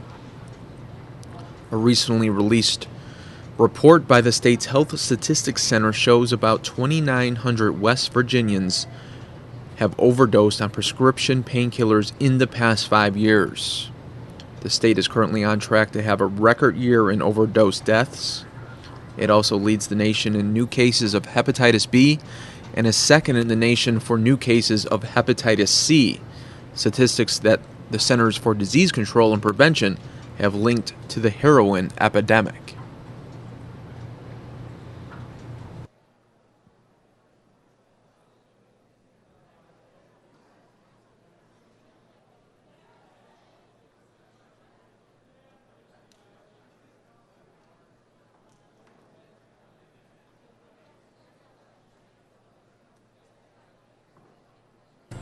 President Obama is expected to bring together individuals and families who have been directly affected by the heroin epidemic and professionals in law enforcement, healthcare, and nonprofits who are on the front lines of this epidemic in West Virginia. So we're going to be hearing quite a discussion. It should be very interesting to hear about this and hear from the people that are directly on the front lines, the officers and the people in the hospitals that really deal with this on a daily basis here in West Virginia. So it's going to be a very interesting talk that the president is expected to have in just a few short minutes. We appreciate everybody watching the Fox 10 News Now stream.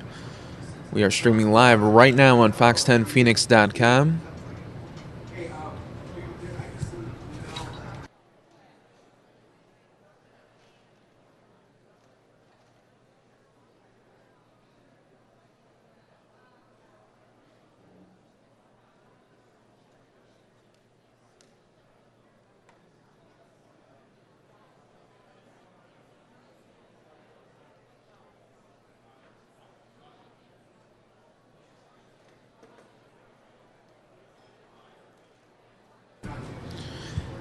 This visit for the president also comes the start of a recently announced tour of American communities to address the state of the U.S. criminal justice system.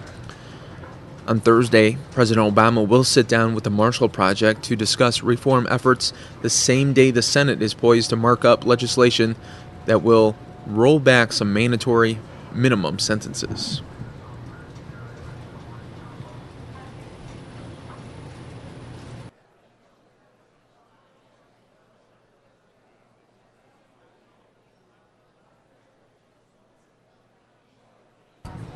Today, the president is also set to announce federal, state, and private sector commitments to addressing the heroin epidemic issue. Among those is a presidential memorandum that requires improved training of federal medical workers who prescribe painkillers and providing better access to drug abuse treatment.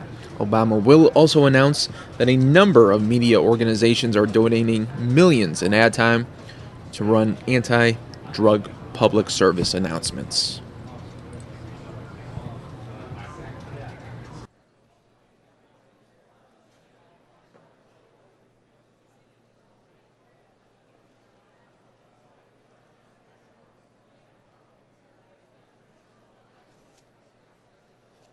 While we do wait for this community meeting to begin, we will head on over to the State Department for their daily briefing as soon, folks, as this meeting starts up. We will bring it to you live right here on News Now.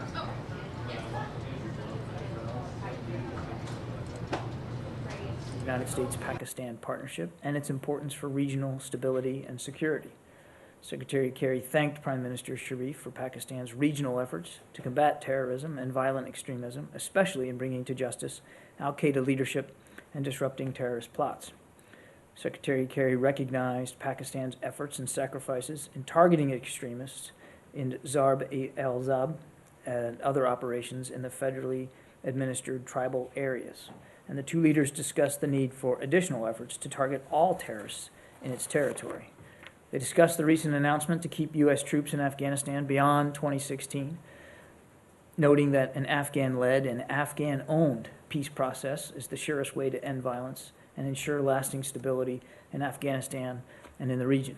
The Secretary thanked Prime Minister Sharif for Pakistan's continued facilitation of reconciliation discussions between the democratically elected Afghan government and members of the Taliban. Both leaders agreed to build on the ongoing U.S.-Pakistan strategic dialogue to advance progress in these and other areas. And with that, Matt. Let's start with the trip and the first issue to be dealt with on the trip being the Israeli-Palestinian situation. We know what the Secretary wants to achieve, but can you offer any kind of specificity as to any suggestions or ideas or proposals that he might, or that he is bringing to both Prime Minister Netanyahu and then to President Abbas about how actually to get there? I think I'm going to let the discussions speak for themselves, Matt, and I'm not going to get ahead of specific agenda items. But as I said yesterday, the Secretary feels it's important to go and to have these discussions, given the ongoing violence, to try to look for ways to end that violence and to restore calm, as well as to provide some political breathing space so that real meaningful progress can be made towards an end to the violence. But I don't want to get ahead of specific agenda items. The Secretary is committed to, obviously, to making this trip, to having these discussions, and to work towards concrete ways to get at an end to this violence. Well, is he going with anything? Look, without getting into detail, I can assure you that the Secretary has been thinking a lot about this and intends to and wants to and fully expects to have meaningful discussions about ways in which, practical ways in which the violence can come to an end. What do you mean by political breathing space? Just enough of a sense of calm and some sense trying to arise at some level of agreement that can foster more security and more stability. And then I'll stop. Just the Prime Minister Netanyahu has been complaining vociferously about incitement coming from the Palestinian side, and the Secretary and you have all, as well as the President, have all talked about the need to stop incitement. In that context, I'm wondering if you saw Prime Minister Netanyahu's comments from last night about the Holocaust and about the Grand Mufti of Jerusalem, and whether you think that, as some Palestinians have suggested, amounts to incitement? Well, again, I'm not going to get into, specific characterizations. I've tried to avoid that recently. We've certainly seen and we're aware of the Prime Minister's statements, and as President Obama said, certainly Secretary Kerry has made clear, we want to stress publicly and privately the importance of preventing inflammatory rhetoric, accusations, or actions on both sides that can lead to violence. Well, can I Does this count? I mean, does this enter that category? I'm not going to characterize each and every statement or action. I think we've been clear about what we want to see, which is moving away from rhetoric or actions that just encourage the violence. But I'm not going to get into characterizing each one. Do you believe? I'm also not going to get into a historical debate about this. We've seen the press reports of his comments, and if you look at them, they would connote that the scholarly evidence does not support that position. Well, wait, may I? Do I really have a choice? Not really. When you say something like that, I mean, come on.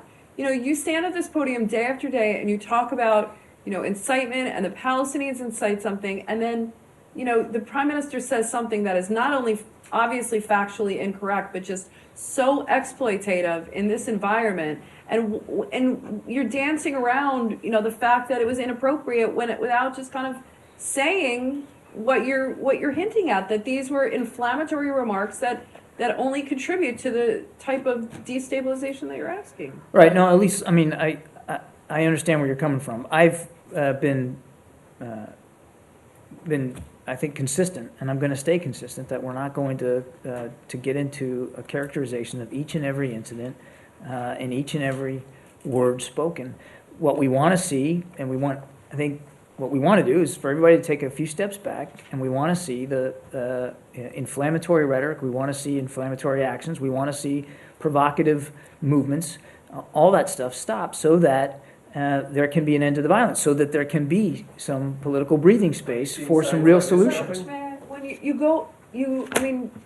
you do say when there are Holocaust deniers and such, you're quick to point out the inaccuracy of their statements. So I take it to mean that the reason that you're not publicly criticizing it is because you think that this would just contribute to, a bad climate of what? Well, I think I'm going to leave my answer the way it was. We've seen the press reports of the Prime Minister's comments, and in those reports you can see for yourself the scholarly evidence obviously supports a different position. But again, what needs to happen here, and why the Secretary is going, is to try to find ways, practical, tangible, concrete ways to reduce the violence. Two last quick ones. First of all, you just mentioned that he was going to Jordan to meet with leaders there. I assume you mean that he's going to meet with President Abbas and King Abdullah?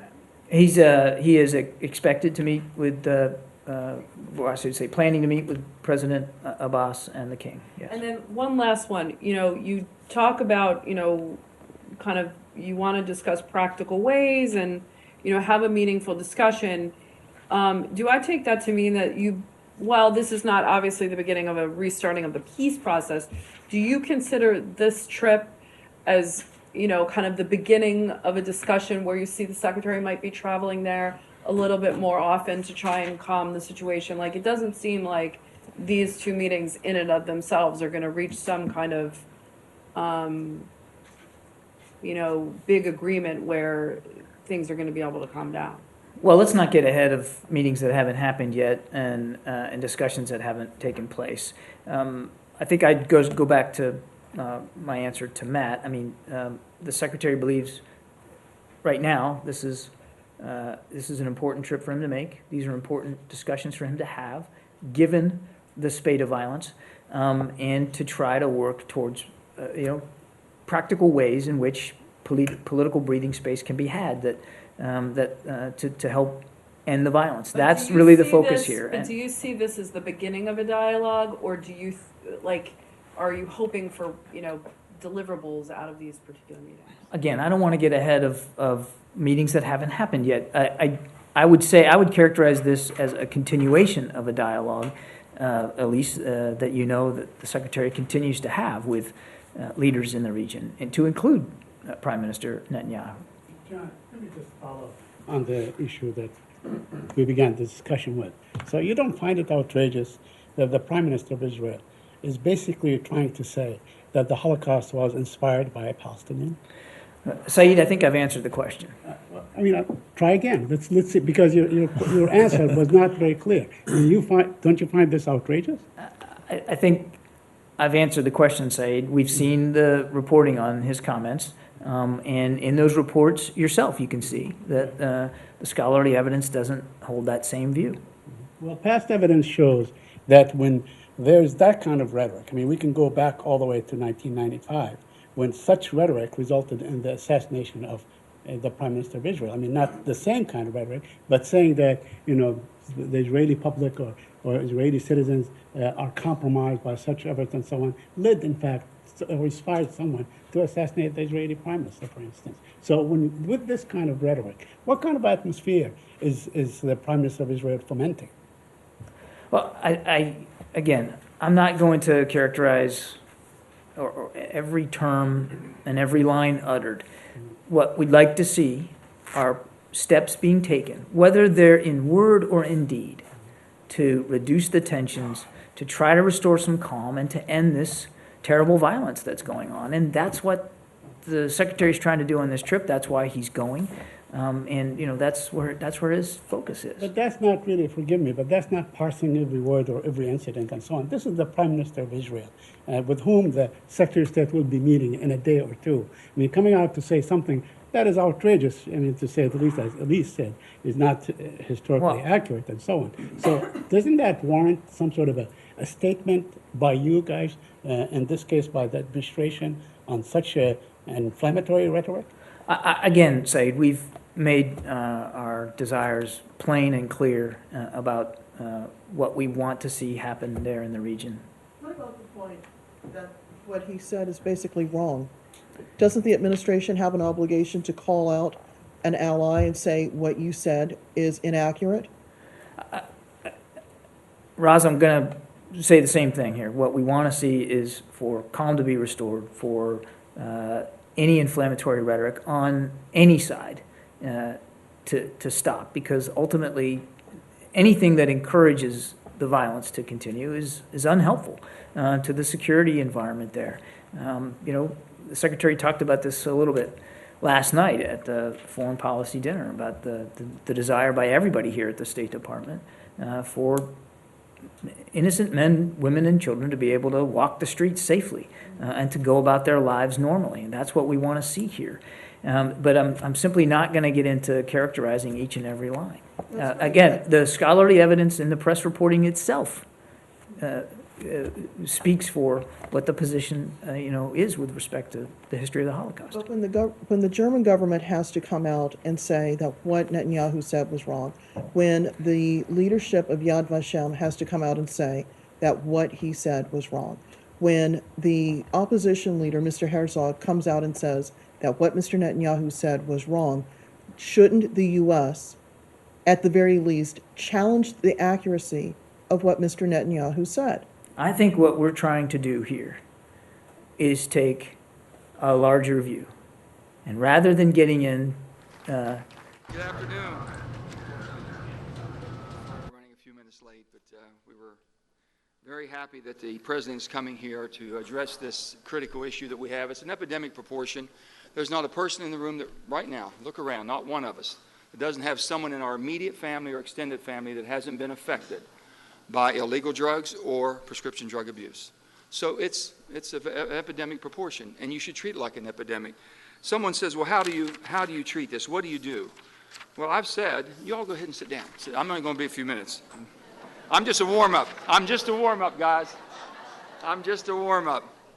And people had said, what can you do? And first of all, I just got done, and I know my good friend Judge Will Thompson. Where's Will? Right there. Judge Thompson is probably on the front line doing as much as anyone I know that has been doing on this issue and bringing it to light. But basically, we went to a drug court, and he had a graduation and talked to the people basically who are been going through this epidemic and trying to fight this, and they can't fight it by themselves. But we have a lack of resources. We have an epidemic that we haven't done anything about and it's been neglected. So I welcome the President here to talk about this issue and give us the basically,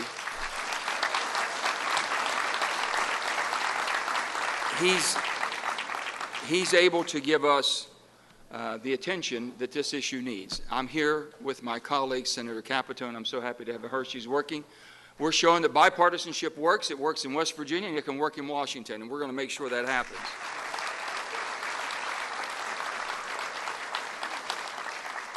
Being here with our Mayor, Danny Jones. Danny welcomes us to the wonderful city, and I see Steve Williams out there, my friend Steve, and thank you, Steve, for all you're doing, too. Let me give you a few statistics. I think you know them. West Virginia has the highest overdose rate per capita, 600 West Virginians dying every year.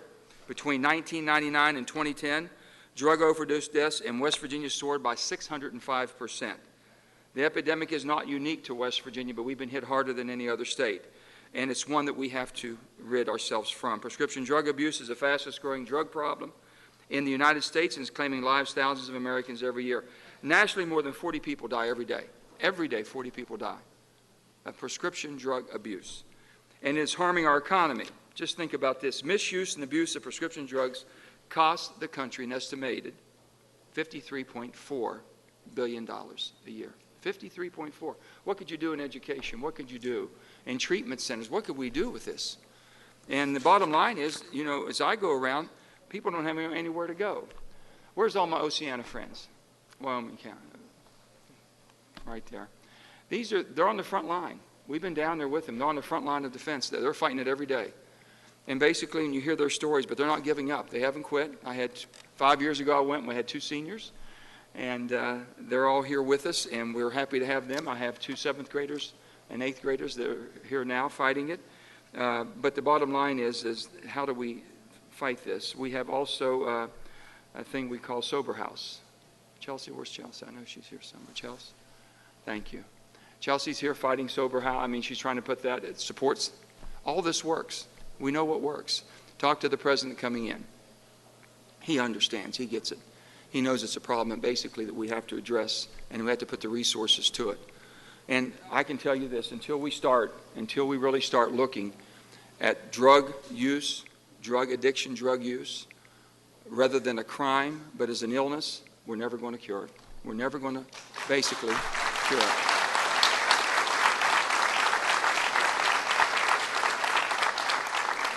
We've had some successes, but not enough. We finally got Vicodin and Loratab, all opiates, Schedule 2 from a Schedule 3.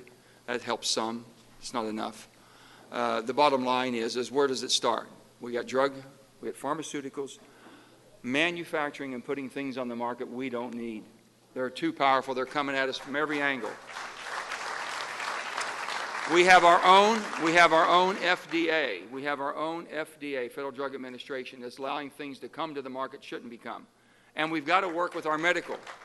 We have got to work with the medical association and all our medical doctors to have the proper education and training before they start prescribing. All this has to be done. So let me just say that on behalf of Shelley being here and the fight that we have, on behalf of Danny and all them being here with us, and every town that's facing this, and Steve and all of you on the front lines, thank you for the job you're doing. This is one that we have to win. This one that we can't avoid, and it's one that we can't basically turn our backs on. It's not going away. It doesn't have a home. I don't care how wealthy you may be or how challenged economically you may be. I don't care what line of work you come from or if no work. All of us can be affected. And this is something that basically touches each and every one of us. The President is going to raise this to a level right here in West Virginia, and I'm happy that he's doing it here, and I'm hoping that it spreads across the country, that we can get back home, Democrats and Republicans in Washington, and the Senate and Congress basically fighting this. And we're going to have some legislation. We're going to put some finances to this and basically redirect our efforts to win this war on drugs. This is a war, and we must win this war. I say this to your children. I'll leave you here. I said there's not another country that believes they can take the United States of America on with the strength that we have. They can't take us on militarily. They can't take us on economically. Governor, it's good to see you here. Thank you. They can't take us on economically, and they can't take us on militarily. They don't believe they have to. and I tell your children this, and I just told them in Oceana, they're going to wait and see if you'll destroy yourself. They're going to wait and see if this is the last generation that would live in a superpower country, the superpower of the world. And if they say they wait long enough, you either be less educated, no skill sets, or addicted. And if you're addicted or you don't have the skill sets, you can't compete and maintain a world-class country such as ours and truly be a superpower of the world. With that, I want to say to all of you, thank you so much. I appreciate very much you all being here, welcoming the President on this critical issue that we have. We're all in this together. No matter what your political differences may be, today we're all the same. We're fighting a war on drugs. Thank you, and God bless you.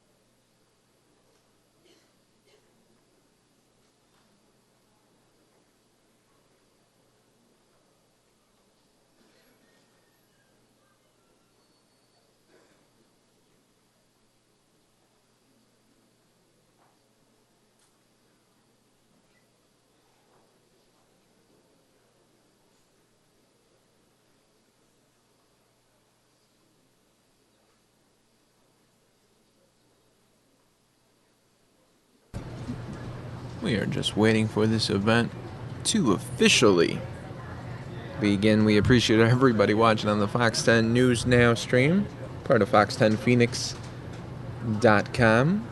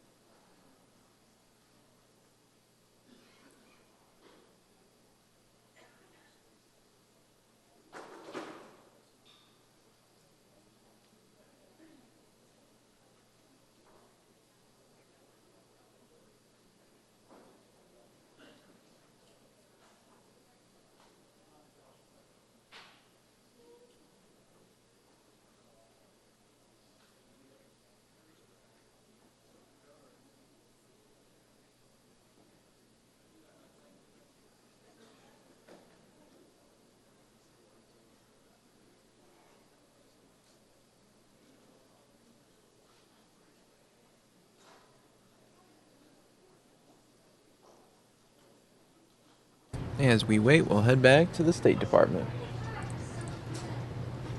Or month 8, whatever it is, it's clear that he has no longer got the legitimacy to govern and needs to go, and a more responsive government needs to come in. Again, I'm not going to get into the specifics. I think it's the specifics, it's the modalities, it's how do you implement a political transition that gets you to that outcome. That there's still a lot of spade work to do. And as I said, I think these meetings this week, while important and significant, are not going to be the end of the kinds of discussions bilaterally with the Russians and multilaterally with other partners that are going to take place. Even at the UN General Assembly a couple of weeks ago in New York, the Secretary hosted 3 such multilateral meetings and met bilaterally with Foreign Minister Lavrov a number of times in just the span of 1 week. These meetings this week are a continuation of that, and I suspect you're going to see more. Does that mean that 8 months, Assad has 8 months, or did you just make that up? I was speaking hypothetically. Okay. Is the premise still Geneva 3? Is it too soon to talk about that? I mean, is that the template for this conversation, the Geneva process still? I don't think we're at that point now where we can define. Mrs. Carrie Dixon. City of Charleston Chief of Police Brent Webster.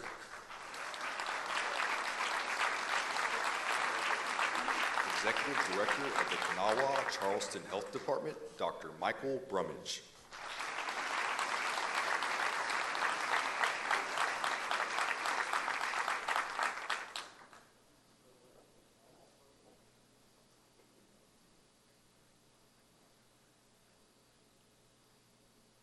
Ladies and gentlemen, to introduce the President, please welcome Jordan Coughlin.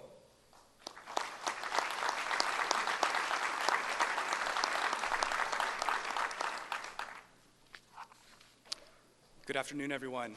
My name is Jordan Coughlin, and I am a person in long-term recovery. I have been free from active opiate misuse for over 22 months.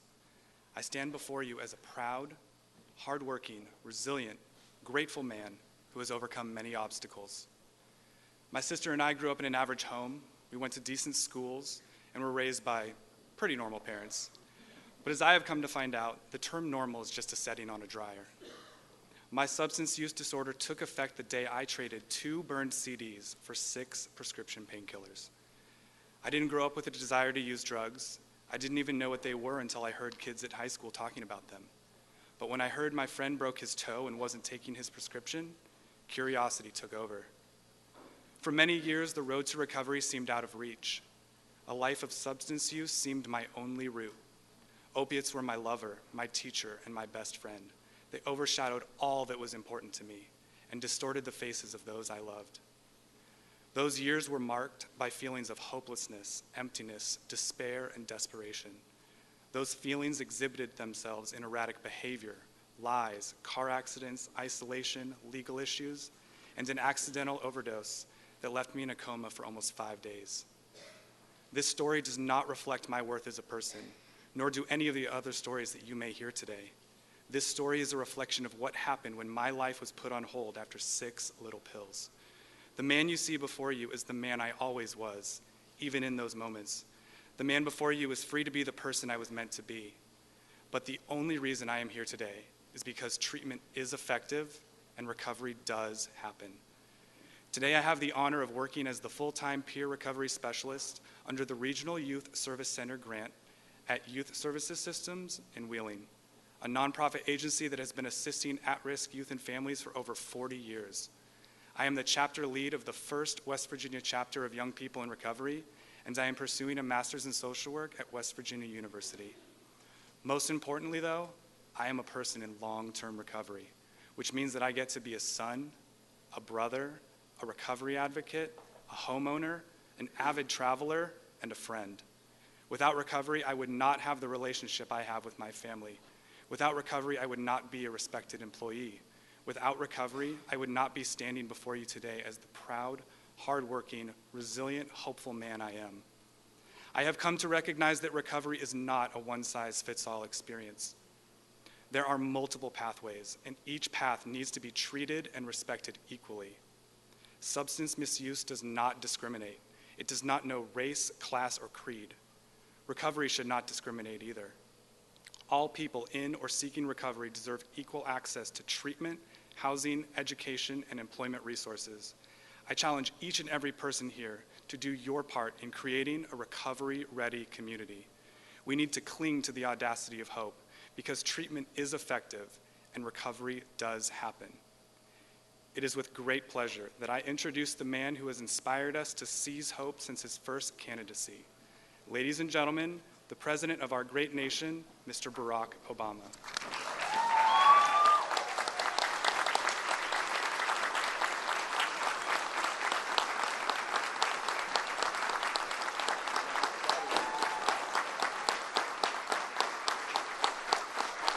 Thank you.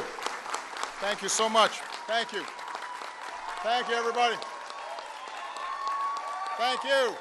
Everybody, please have a seat. Have a seat. Thank you so much. Well, hello, West Virginia.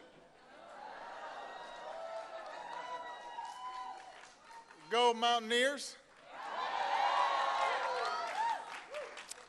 It is great to be back in what is clearly one of the most beautiful states in the United States of America. One of these days I'm going to finally try a Two Doors biscuit.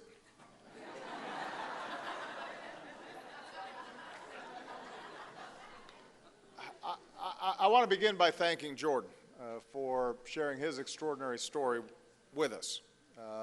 Jordan is living proof that when it comes to substance abuse, treatment, and recovery, those things are possible if we work together and if we care about each other. And that's what we're here to talk about today. We've got some outstanding leaders who care deeply about this issue. I want to thank your governor, Earl Ray Tomblin, for being here.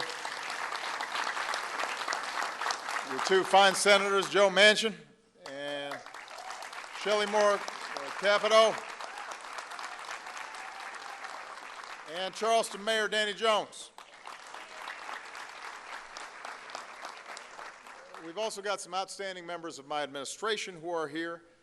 First and foremost, our proud daughter of West Virginia, HHS Secretary Sylvia Burwell.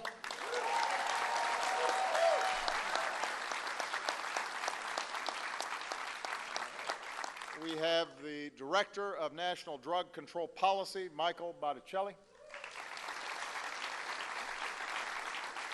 And we have the head of the Drug Enforcement Administration, Chuck Rosenberg. Where's Chuck? Around here somewhere. And what I want to do is to have a conversation with the panelists here today, take some questions, because this is something that is not a top-down solution type of problem alone. This is going to have to be everybody working together, and we've got to understand what families are going through, what law enforcement's going through, what our health systems are going through in order for us to wrap our arms around this problem. So instead of giving a long speech, I just want to offer some initial thoughts to frame our discussion. You know, when I came into office, I started studying this issue of what's called opioids. And I was stunned by the statistics. More Americans now die every year from drug overdoses than they do from motor vehicle crashes. More than they do from car accidents. The majority of those overdoses involve legal prescription drugs. In 2013 alone, overdoses from prescription pain medications killed more than 16,000 Americans. 1 year. This, I don't have to tell you, this is a terrible toll. The numbers are big, but behind those numbers are incredible pain for families. And West Virginia understands this better than anybody, because this state is home to the highest rate of overdose deaths in the nation. Now, addiction is not new. But since 1999, sales of powerful prescription pain medications have skyrocketed by 300%. In 2012, 259 million prescriptions were written for these drugs, which is more than enough to give every American adult their own bottle of pills. And as their use has increased, so has the misuse. Some folks are prescribed these medications for good reason, but they become addicted because they're so powerful. At the same time, we've seen a dramatic rise in the use of heroin, which belongs to the same class of drugs as painkillers. It's this class of drugs known as opioids. In fact, 4 in 5 heroin users, new heroin users, started out by misusing prescription drugs. Then they switched to heroin. So this really is a gateway drug. The prescription drugs become a gateway to heroin. As a consequence, between 2002 and 2013, the number of heroin-related deaths in America nearly quadrupled. Although the number of heroin-related overdoses is still far exceeded by the number of legal prescription drug overdoses. So this crisis is taking lives, it's destroying families, it's shattering communities all across the country. And that's the thing about substance abuse. It doesn't discriminate. It touches everybody, from celebrities to college students to soccer moms to inner city kids. White, black, Hispanic, young, old, rich, poor, urban, suburban, men and women. It can happen to a coal miner, it can happen to a construction worker, a cop who's taken a painkiller for a work-related injury. It could happen to the doctor who writes him the prescription.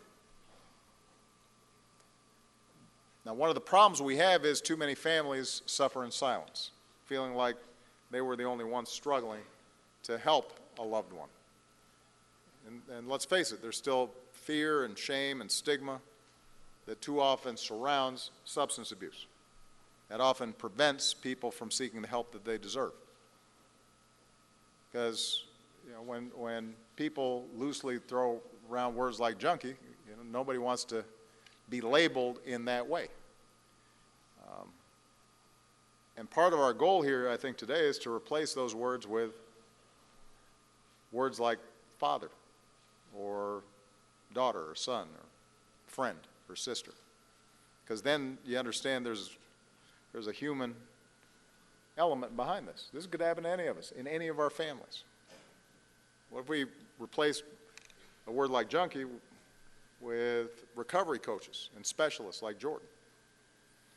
We can't fight this epidemic without eliminating stigma. That's one of the reasons why I'm so proud of Michael, who's the first person in the job of dealing with drugs in America who actually knows what it's like to recover from an addiction.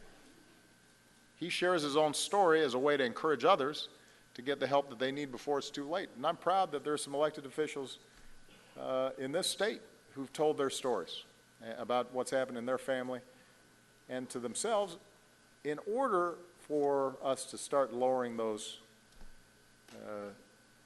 attitudes that keep people from getting help.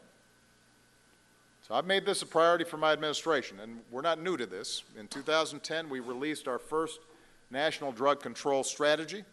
We followed that up in 2011 with a prescription drug abuse prevention plan. We're implementing those plans. We're partnering with communities to prevent drug use, reduce overdose deaths, help people get treatment. And under the Affordable Care Act, more health plans have to cover substance abuse disorders. The budget that I sent Congress would invest in things like state overdose prevention programs, preparing more first responders to save more lives, and expanding medication-assisted treatment programs. So we have to make those investments. Rather than spending billions of dollars, taxpayer dollars, on long prison sentences for nonviolent drug offenders, we could save money and get better outcomes by getting treatment to those who need it.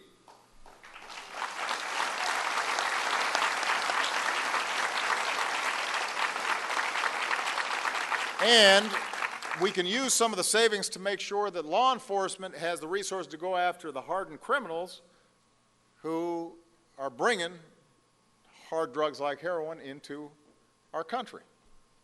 So, with no other disease do we expect people to wait until they're in a danger to themselves or others to self-diagnose and seek treatment. Every other disease, you got a broken leg, you got diabetes, you got some sort of sickness, we understand that we got to get you help. And we also understand when it comes to other diseases that if we don't give you help and let you suffer by yourself, then other people could get sick. Well, this is an illness, and we got to treat it as such. We have to change our mindset.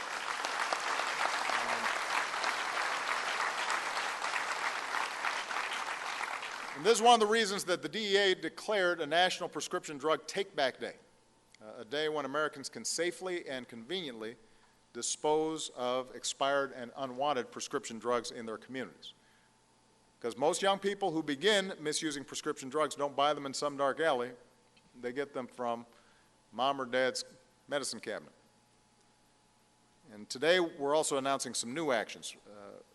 First, we're ensuring that federal agencies train federal health care providers who prescribe opioids. This is a common sense idea that you're already implementing here in West Virginia. Congress should follow that lead and make this a national priority, and we look forward to working with governors and the medical community as well. Second, and Joe and I were talking on the flight over here, there is evidence that shows that medicated-assisted treatment, if done properly in combination with behavioral therapy and other support and counseling and 12-step programs and things like that, can work. It can be an effective strategy to support recovery. But it can't just be replacing one drug with another. It's got to be part of a package. So we're going to identify any barriers to, that still exist that are keeping us from creating more of these treatment facilities and incorporating them into our federal programs. Private sector partners are helping out to help fight this epidemic as well, and I want to give them some credit. More than 40 medical groups, from the American Medical Association to the American Dental Association, are committing to concrete actions, and we need to obviously work with the medical community because they're the front lines on prescribing this stuff, and so there's got to be a sense of responsibility and ownership and accountability there. We've got to expand prescriber training, increasing the use of naloxone? I want to make sure I was pronouncing that right, so I talked to the expert. Naloxone. This is something that, if first responders have it, can often save quickly the lives of somebody who is having an overdose. So we want to make sure that first responders have a supply of this. We want to make sure that we're getting more physicians certified to provide medication-assisted treatment.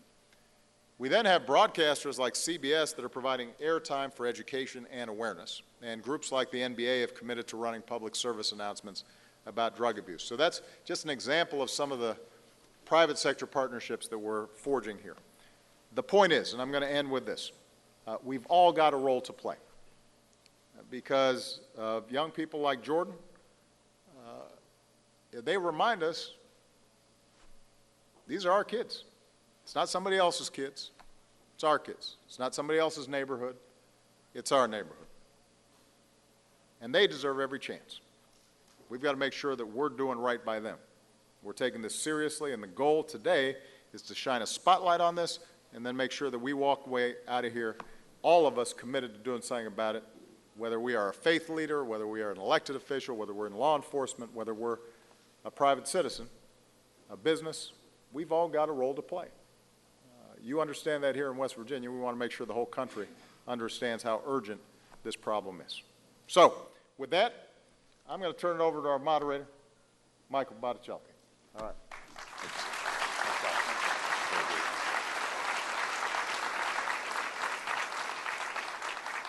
Well, good afternoon, everybody. Thank you for being here today. I, too, want to thank Jordan for his really stirring comments.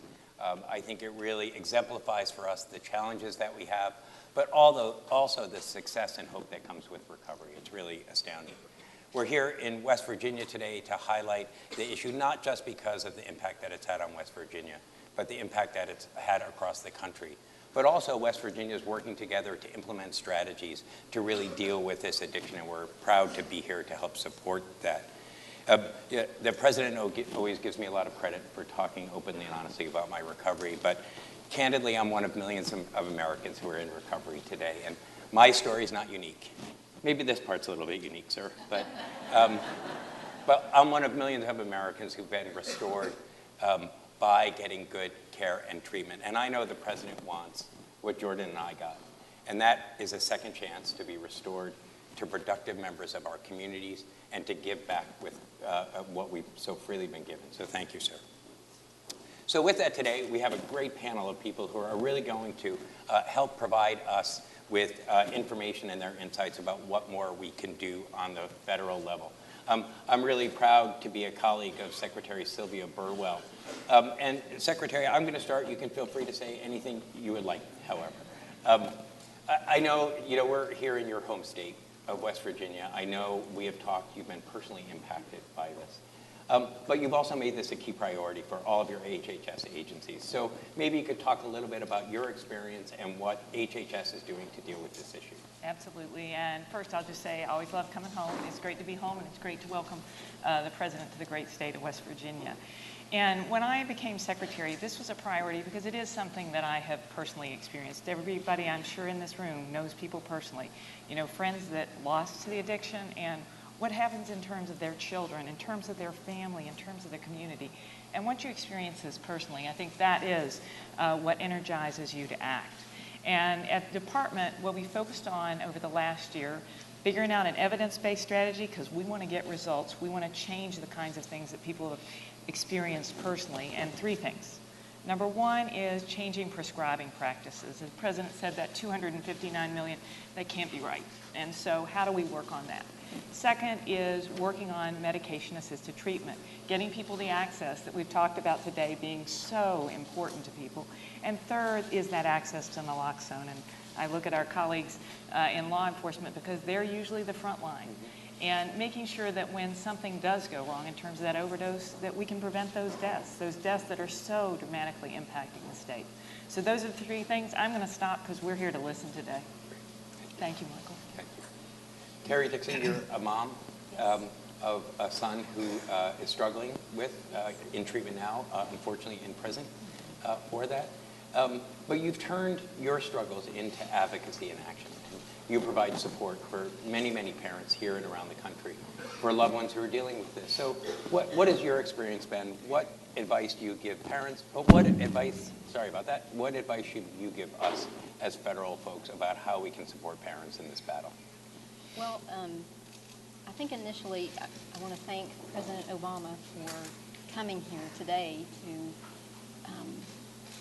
to support this cause for our community that has, this substance abuse has, it's become an epidemic in our community, and I thank you for coming here, first and foremost. And I want to share just briefly, I've been charged with being a representative for families around our area and actually around the nation who struggle with this. So if I can just share some comments that we families have in common, and then I will. You take your time. You don't. Okay, thank you. We want to hear from you. Thank you. I spoke this morning to a good friend of mine who was just calling me to wish me well today and to say, encourage me in this endeavor. And this friend of mine lost her daughter 2.5 years ago to drugs. And so I don't take this charge of being here lightly. I realize that I'm here to represent families, and I am grateful for that opportunity. So I do want to say that as I'm speaking to you, I'm sharing my story, but I'm sharing the stories of so many other family members that are in this community and in the nation that have this issue. And this also, it's important to know, for the sake of time, I've really tried to make this concise, but this is the tip of the iceberg of what families experience and endure when they love someone and care so much about someone with an addiction. We raise our children in loving homes. We teach them morals and values. We teach them the difference between right and wrong. We wonder what is happening when the grades start slipping, when things that used to be enjoyable for our loved ones no longer interest them. We're confused as to the cause of the personality changes that we see in our loved ones. We're shocked when we hear of that first DUI, and we're fearful when our loved ones are taken to jail for the first time. We're embarrassed when holidays approach and family members are coming in from out of town and our loved ones can't interact because they're under the influence of drugs. We dread the next phone call. We can't sleep because we haven't received a phone call. We don't take vacations for fear of the next crisis. We come back from vacations because there's a crisis. We're sad and angry when valuable, but most importantly, sentimental items are missing from our home, only to find out that they're at a pawn shop or that they're in the hands of drug dealers. We're relieved when our loved ones acknowledge that they have a serious problem and understand that they need help. And then we're devastated when we help them seek treatment, only to find out that there's a month-long waiting list, or that there's no insurance coverage, or that there's a big requirement for money up front for treatment. We are sad and uncomfortable when acquaintances ask us about our loved ones. And we're even more sad when they ask us about every other member of our family and don't mention our loved ones. We neglect our marriages. We neglect other children in our home who are thriving, because all of our attention is focused on addiction and substance abuse. We disagree endlessly about the right way to handle this problem. And after experiencing years of turmoil, we rest better at night when our loved ones are incarcerated. Because the place that you never dreamed that your loved one would ever even see, a jail or a prison, is safer than them being on the street, interacting with drug dealers or pushing a needle into their arm.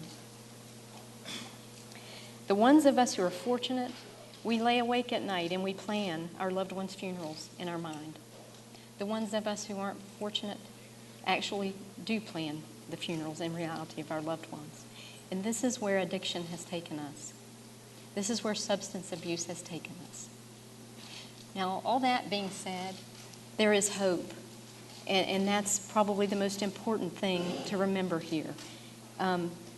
We're so grateful to Recovery Point and Matt Boggs and people in recovery that are helping others. We're grateful to our mayor, the mayor of Huntington, Steve Williams, who has so tirelessly and endlessly spearheaded programs to help our community recover. Dawn Perdue, who has made it possible for people to receive treatment in our communities. I think education is important, and I was fortunate enough to find a group called the Loved Ones Group, developed by a man named Ed Hughes. It's a 7-week series that helps provide education and information and support for family members or those who care about someone with an addiction. The final week of this program, we get to speak to people in recovery. They come and speak to our group of people there. And it inspires us because we know that recovery is possible and that it can happen. For too long we've been silent, and I think this is going to answer your question. As parents and family members, because of the stigma of this disease and the shame that we feel, we've been silent. And I think that is holding us back. We need to open our voices so that people don't feel ashamed. This is a disease, it is sickness. But educating ourselves as much as we can as family members and speaking out to raise awareness is, I think, critical in helping this situation. I'm almost finished. People in 12-step recovery groups and in different groups rely on a higher power. I'm a person of faith, and my faith has helped me navigate this journey that we've been on. And I just want to share with you a verse that I hold dear for my own family member who is sick, but I also offer it to others. Jeremiah 29:11. For I know the plans I have for you, declares the Lord, plans to prosper you and not to harm you, plans to give you hope and a future. And I believe that every person in the throes of addiction and the disease of substance abuse needs hope and a future. And I believe this for their families as well. Thank you so much.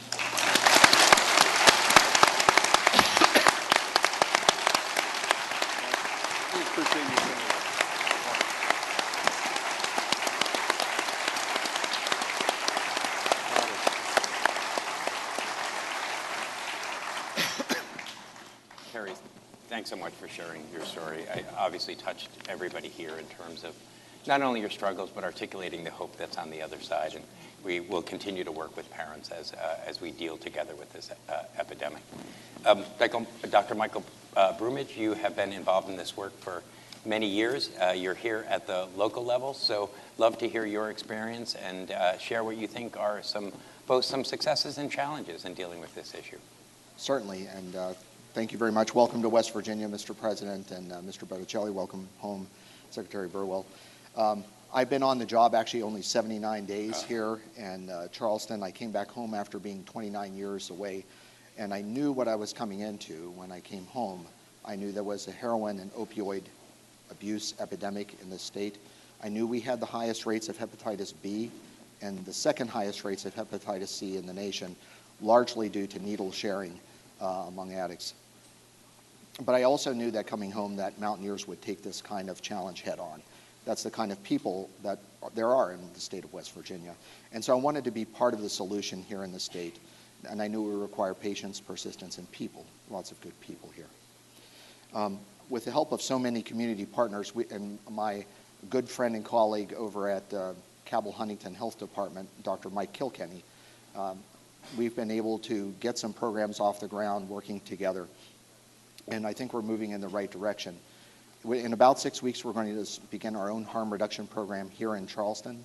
We're going to have a syringe exchange as part of that. We'll be testing for hepatitis B, hepatitis C, HIV. We don't want to become another Scott County, Indiana, where they had an outbreak of HIV, almost 200 cases in a small rural community there. We'd also like to offer contraceptive services to women of reproductive age who are addicted to drugs to prevent neonatal abstinence syndrome as well.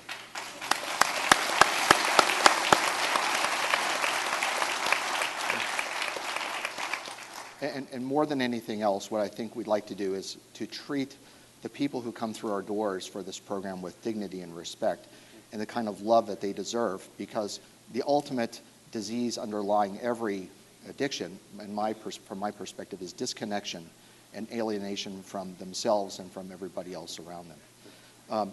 2 weekends ago, I began working with West Virginia University researchers on a program of mindfulness-based relapse prevention with opioid addicts in recovery. This is based off of pioneering work done at the University of Washington. And one of the more pleasant surprises that I've seen since I've been here on the job is the close connection between public health and public safety. Our law enforcement community has just been outstanding, and we've been really privileged to work with them. Finally, I was able to also sit together with Delegate Dr. Chris Stansbury from Kanawha County to sponsor legislation. He's going to sponsor legislation to make naloxone an over-the-counter medication, the way it is in 14 other states.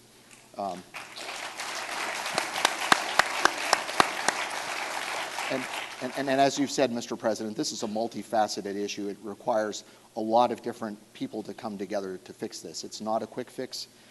It requires a collaborative, multi-agency approach with public health, mental health, primary care, schools and school nurses, law enforcement, our own judiciary community. And finally, I'd be remiss if I left out our business and industry, because jobs provide not only an income, they provide a sense of purpose and meaning in the lives of people. And so I'm hoping that by the end of your visit today, Mr. President, that you'll be impressed with some of the things that are going on and how much West Virginians are really digging in to try to address this issue. Thank you.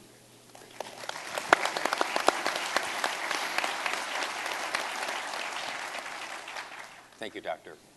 Chief Webster, Dr. Brumage gave you the perfect lead-in and segue and talked about the importance of public health and public safety collaboration. So I'd love to hear your thoughts and what you're doing here. Well, sure. First of all, I'd like to, again, thank the President of the United States for making this a focus, coming to Charleston, West Virginia, and also providing me an opportunity to represent Charleston and all of law enforcement effectively. I think this is where most people probably look at the person in uniform and they probably say, okay, this is the guy that's now going to tell us we need to build more jails and make tougher laws. And that's not me. This is such an epidemic, and we cannot arrest our way out of this mess. And I think the President touched on it briefly.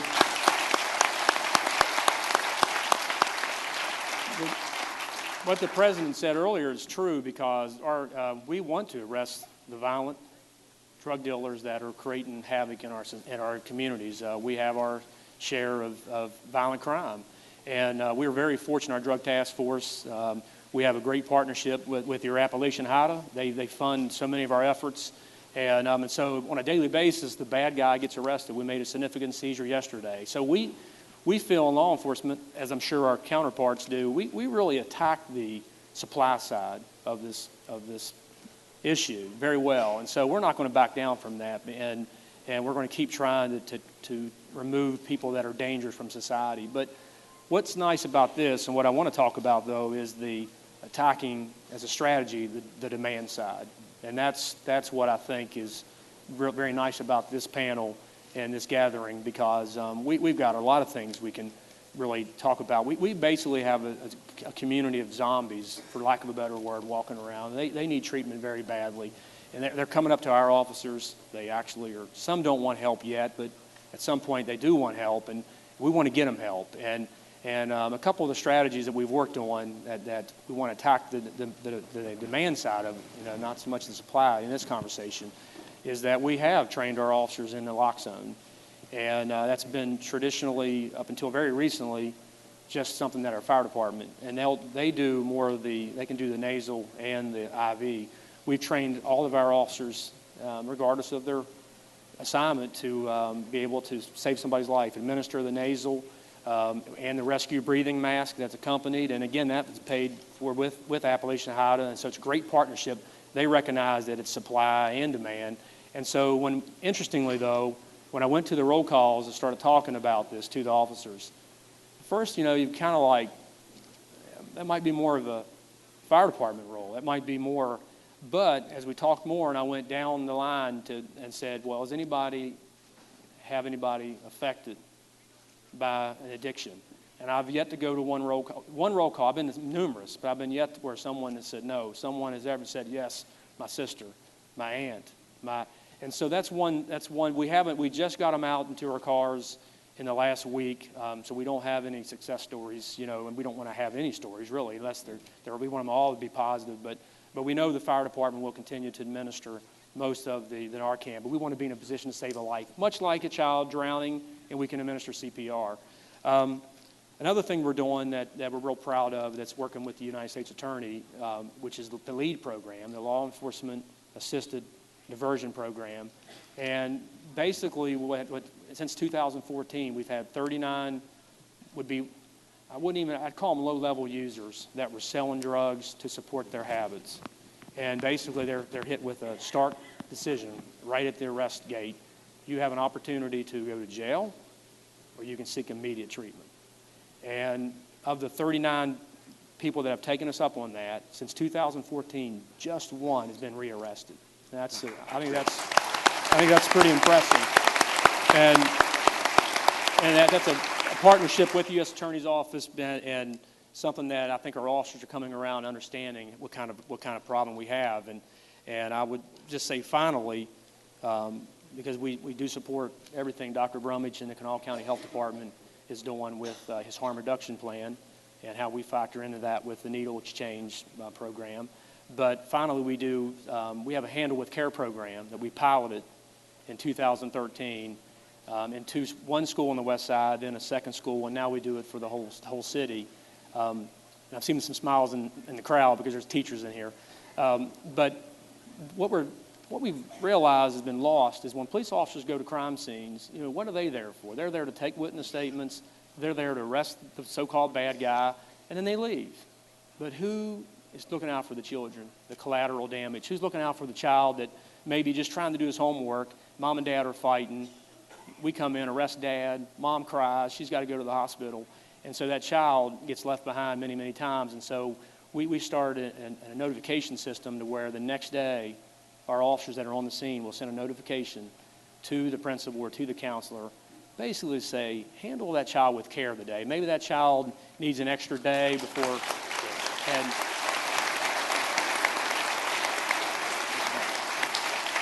so those are ways that we realize that we're not going to rush our way out of this. We have our place, we have our place, and we can always use additional law enforcement resources. I'm not going to lie to you, but we're all in this together, and it's affecting all of us. So. Excellent. Thank you, Chief. Great. Thank you, Chief. I think that's an extraordinary example of your willingness and your partnership. I'm now going to turn to Susan Shumate from the Charleston Gazette, who I believe is going to ask questions of the panel that come from the community. Thank you for coming to West Virginia, Mr. President, Secretary Barlow, and Secretary Botticelli, and the rest of the panel, to address the chronic issue of opioid addiction. The Charleston Gazette Mail has done numerous stories over lots of years about this issue facing West Virginia, and we were able to solicit hundreds of questions from our readers over the last 5 days for the President and the panel. And with us here is David and Kate Grubb with their question for the President. First of all, Mom, Carrie, there isn't a parent here who had a dry eye when you spoke. From your heart, you expressed exactly what we feel, and Danny knows this too. Mr. President, I want to say that it is, and I'm going to take this opportunity, it is wonderful to have an intelligent, caring, thoughtful person in your position.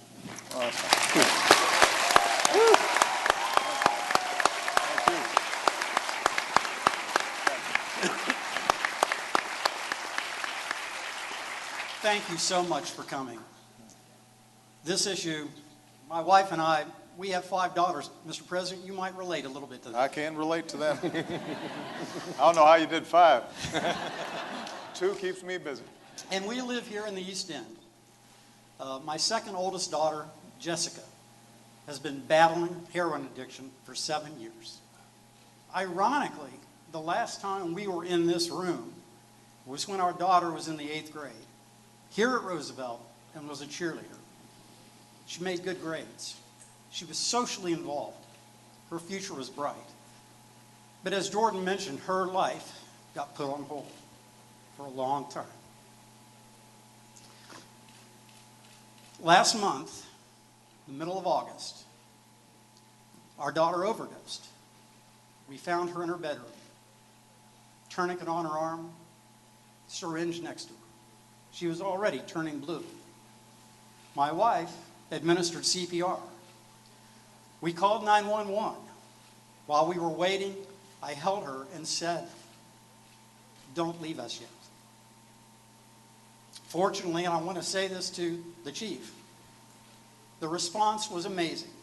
Less than 5 minutes, the EMTs and the police officers were there. The police officers were sympathetic. They were helpful. The EMTs administering Narcan, coupled with the CPR, saved our daughter's life. And she is now in recovery. This is her 4th time. It usually takes more than 1 time. And we think this one will be the one. We are full of hope. But we understand the pain in this room, the pain that families feel. The concern we have is access. Where do you get the treatment? How do you get the treatment? And you, Carrie, you mentioned it. As soon as this overdose happened, we called hotlines and we got numbers to call. And we called those numbers and they said, well, there's a 3-month wait. Or, well, we don't take Medicaid cards. Or, this wasn't really the facility that could handle your type of problem. The other problem with Medicaid cards and things of that nature is you can't always go out of state. What if the facility is across the river? You know, we're a border state. We need to be able to have that ability to go to the facility that may be best for our children. The bottom line is we need resources, and we need to find a way to put those resources into effect so that we have the facilities, because there's so many people that want help, like our daughter, but it took forever to find a place for her. Right now, she's in Michigan. That was the best we could do. Why can't we have lots of these types of facilities with trained staff here in West Virginia, close to home?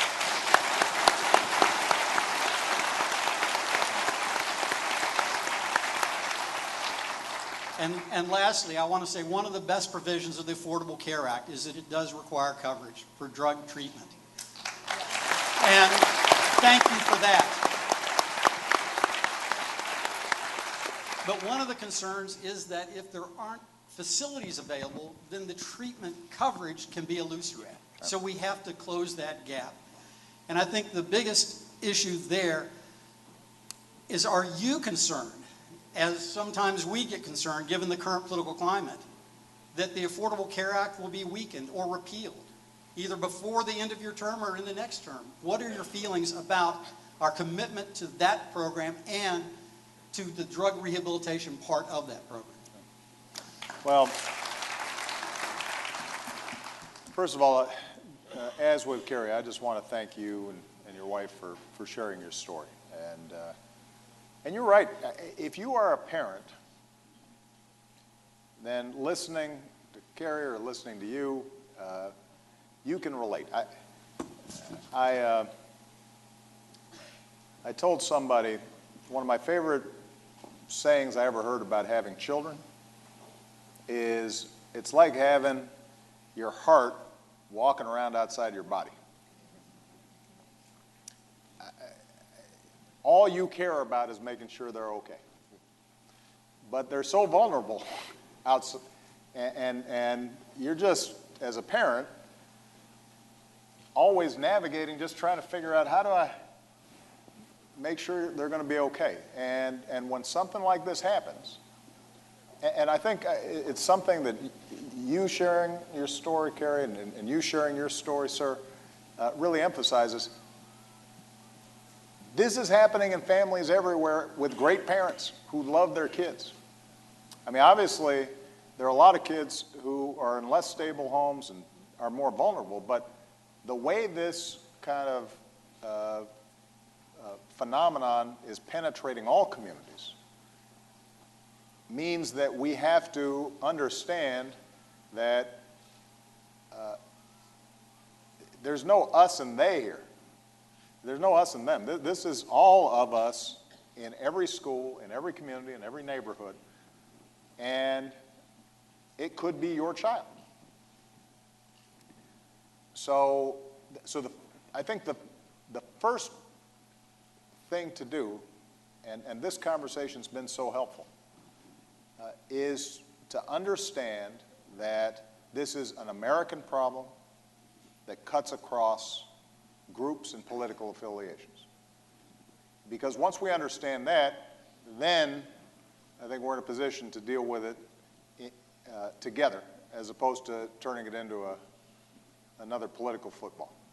That's point number one. Point number two, one of my goals when I came into office was for us to restore a sense of balance when it came to dealing with drugs. And this was true for illegal drugs, but it was true for legal but overprescribed drugs. For a long time, our goal has been to deal with the supply side. And as the chief said, we're very aggressive.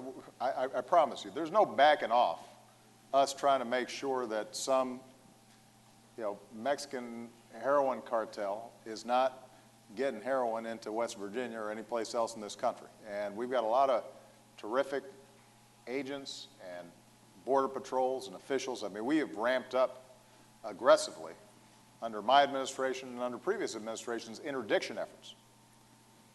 So we don't stop that, and we don't make apologies for that.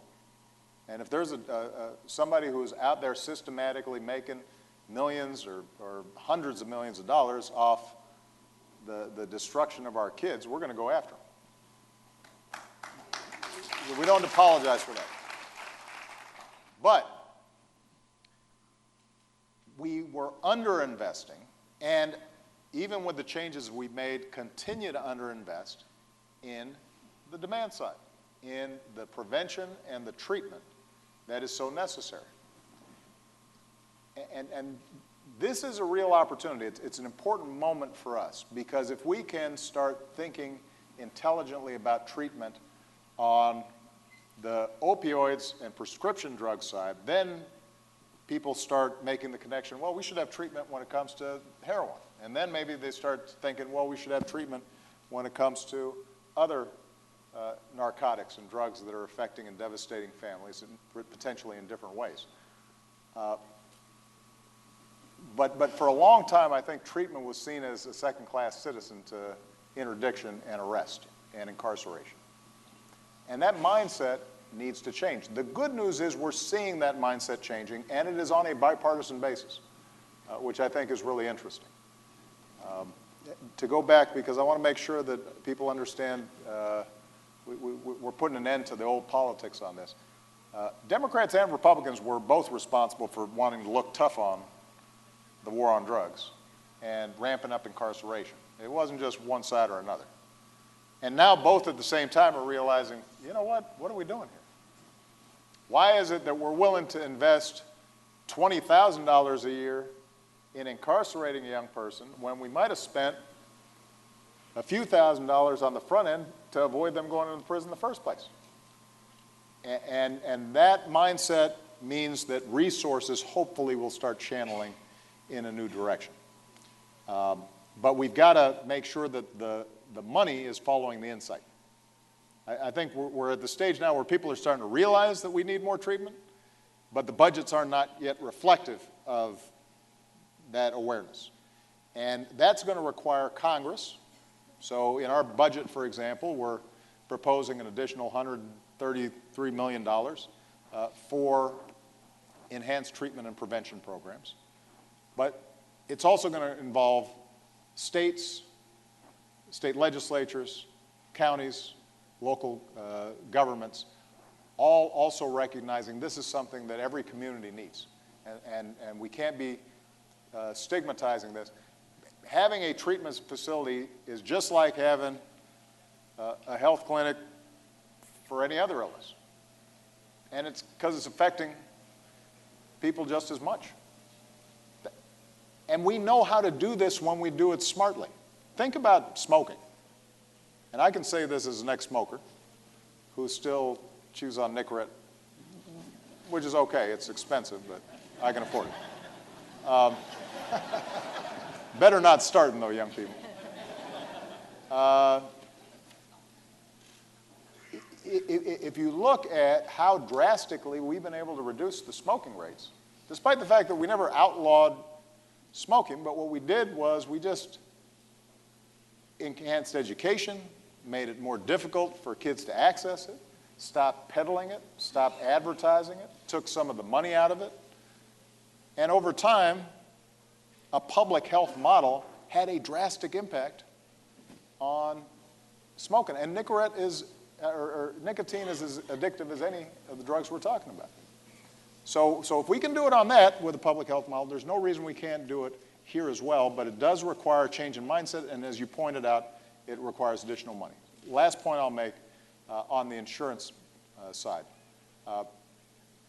You are absolutely right that insurance coverage is not enough if there's no treatment center for you to apply that insurance. So we're going to have to build and fund and support more treatment centers locally.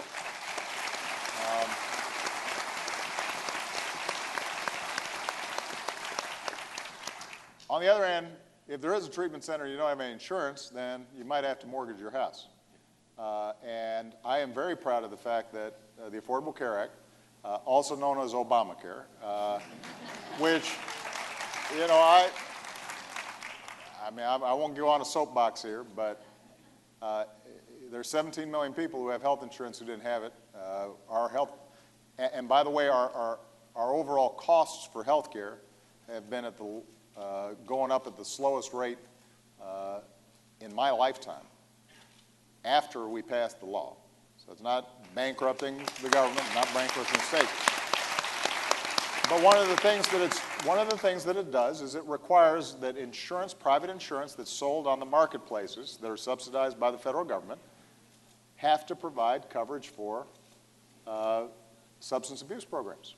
And given the prevalence of what's happening to our children and our schools, the notion that we would not have our insurance policies cover this, they're going to cover a broken leg, but they're not going to cover a situation where your child might die?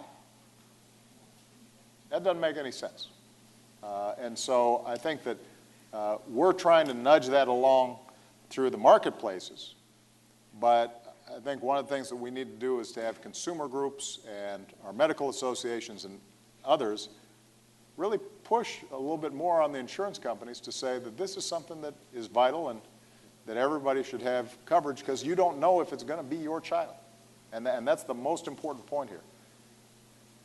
You know, Candy, or Carrie, you know, is carrying a particular burden. And I was most touched when Carrie talked about her other children. But I thought about Malia and Sasha. And it's not, they're wonderful girls, but they're teenagers. They do some things. And I remember me being a teenager. And I've written about this. I did some stuff. And I've been very honest about it. And so what I think about is there but for the grace of God. And that's what we all have to remember. And when we do, then I think we've got a chance to make a real change. But thank you for sharing your story.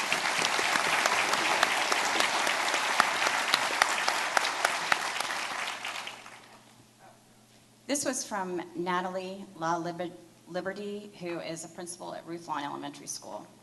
And she says, as the principal of an elementary school, I see the harm being done to kids who are born addicted or live in traumatic and chaotic drug environment.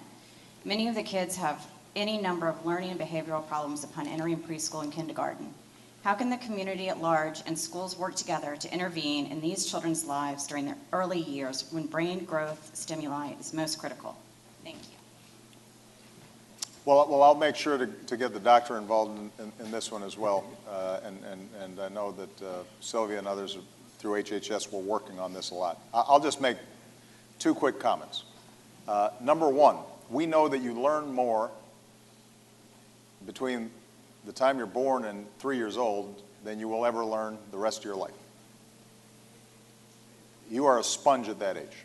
And so the more we can invest in early childhood education, prenatal education for parents, home visitation with at-risk moms, and we know who they are. You know, if you're a poor teenage single mom who maybe doesn't have a lot of support, then you are just much more likely to not know how to express the love you have for your child effectively, even if you love them just as much as we love our kids. But you just don't have the tools. So, that is got to be an emphasis at the state and local levels. That's where we can really make a difference. But us being able to target at-risk parents, new parents, young parents, that can be extraordinarily helpful. The second thing that I'll just say, and then maybe, Doctor, you might want to chime in on this. And here, I'm going to be a little controversial, but you know, I'm in my last term. I only got a year left. So.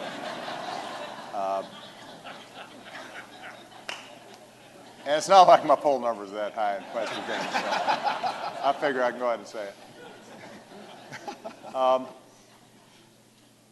I think one of the benefits of a conversation like this is to highlight the fact that income and race make a difference here. You know, the truth of the matter is that poor communities are more vulnerable. One of the useful things about this forum is we're all vulnerable, but it's almost like if you're healthy and you get sick, you have more, antibodies and resistance. And if you're poor, or if your body's already weakened and you get sick, then you're more vulnerable, right? There are some communities we know that are more vulnerable, and the kids there are more vulnerable. And part of what I hope this discussion does is to remind us that just as it could be Malia or Sasha or Carrie's kids or any of our kids, those kids who don't always look like us and don't live in the same neighborhood as us, they're just as precious. And their parents aren't,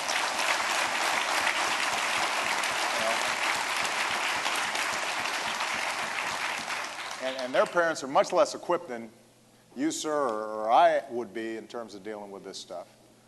And we got to get them help too. So I think the doctor earlier talked about the importance of jobs and economic development and broad-based approaches so that growth helps everybody. There is some connection to substance abuse and the vulnerabilities that communities have. And we've got, and let's face it, part of the reason West Virginia probably has more cases partly has to do with the economics that have been taking place in some of these communities, which is why it's so important for us to also push on that front as well. But Doctor, any thoughts on that question about the vulnerability of children and how we can get to them quicker, more effectively? Yes, Mr. President. One of the things that I'm hoping to kick off here next week is a discussion about probably one of the most important studies that most people have never heard of, called the Adverse Childhood Experiences Study. The baseline study was done with 17,000 people at Kaiser Permanente in San Diego, California. And what they found out was that when people score high on a scale of 10 questions, everybody has a score from 0 to 10. The higher you are on that scale, the more likely you are to have problems with addiction, with IV drug use, with smoking, with obesity, with all the public health problems that we're really seeing right now.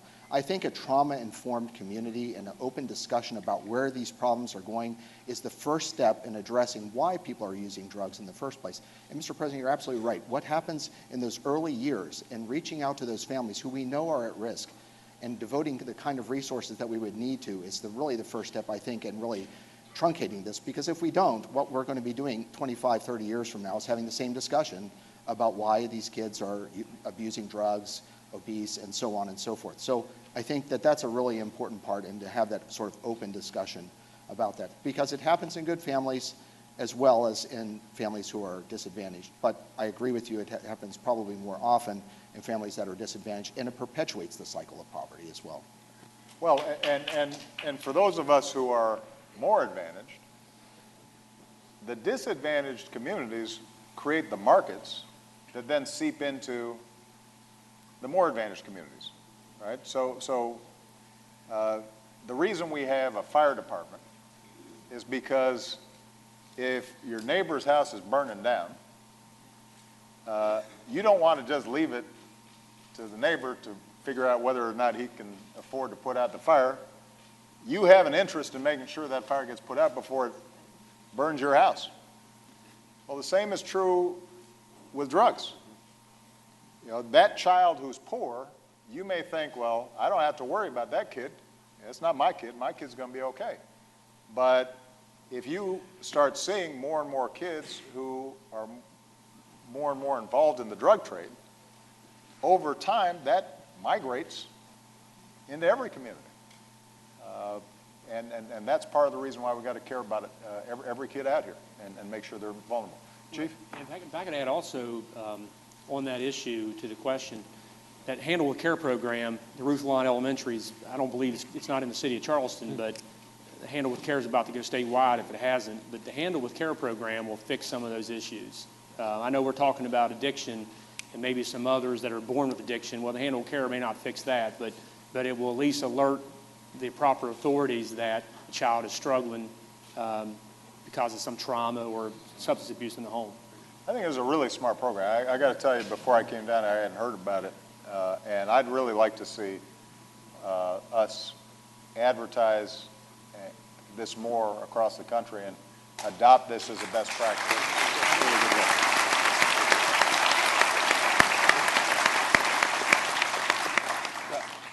I want to thank everyone for coming today, and I want to particularly thank our incredible panel here and sharing their experience. But I think also giving us some ideas, and your innovation, I think, can really help spur replication around the country. So I really want to thank you for doing that. And just for closing comments, I'll ask the President to say a few things. Well, I've been talking too much. I want to say three things. One is we're just talking about the Handle for Care program, and the gentleman here talked about his daughter's life being saved by EMT and police officers on the spot. Our law enforcement officers sometimes get a lot of attention when something bad happens. They don't get enough attention every single day when they're out there saving lives, doing the right thing, looking out for people. And when I talk to law enforcement, there is an incredible sense of compassion and empathy, and most folks aren't in there just to try to be hard-nosed. Most of the time, they're just trying to help folks. And so, number one, they deserve our thanks, but number two, the more we're supporting innovative policing that isn't just thinking my job is to clean up a mess after it happens, but rather I'm part of the community and I need to be part of preventing crime and stuff from happening in the first place. I think we have to encourage that mindset in a lot of law enforcement. I'm really proud of them, so they deserve some applause for that.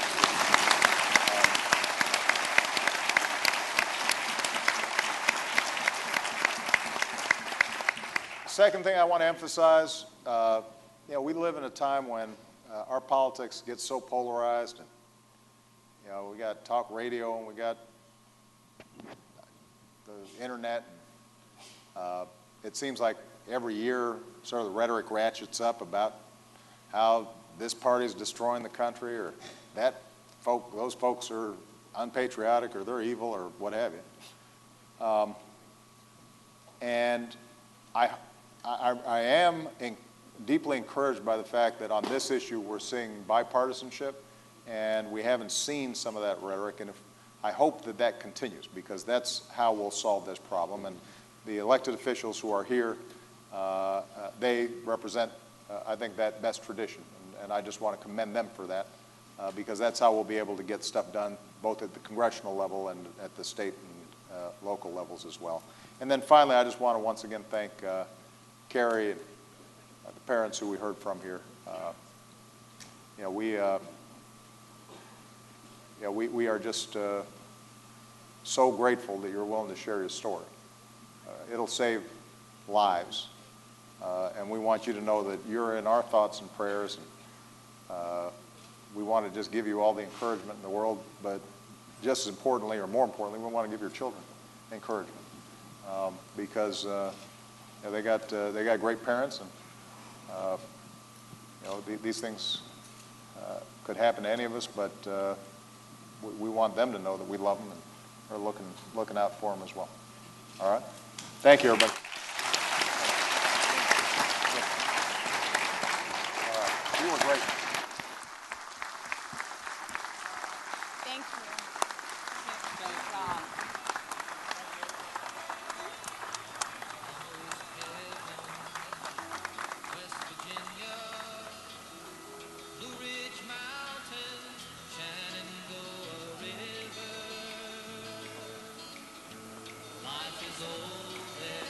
Older than the trees, younger than the mountains, All right, looks like we're wrapping up on this event. Give me 2 seconds. I'm setting up my computer and putting together my top 5 stories for you. I know you got to see Mike's throughout the morning, and mine will look a little similar. I'm specifically looking for a story that I covered for you extensively yesterday. And I want to make sure that I have an update for you.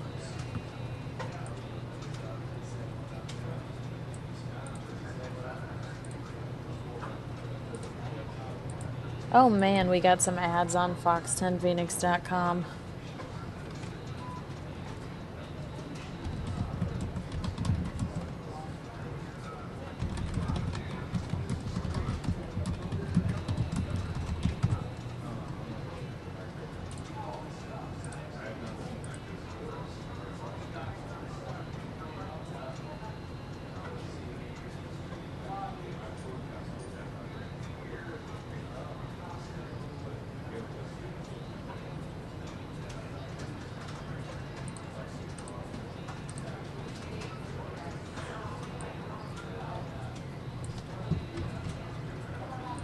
Oh my gosh, more ads.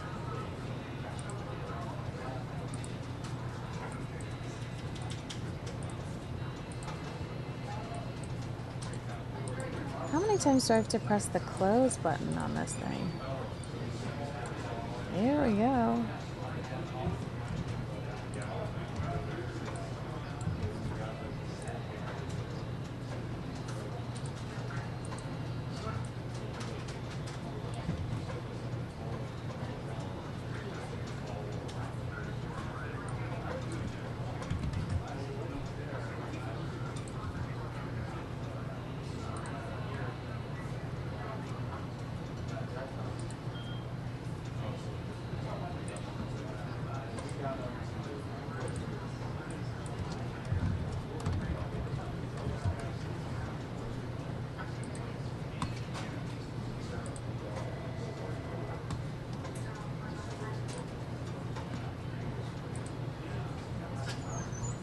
Jamaica.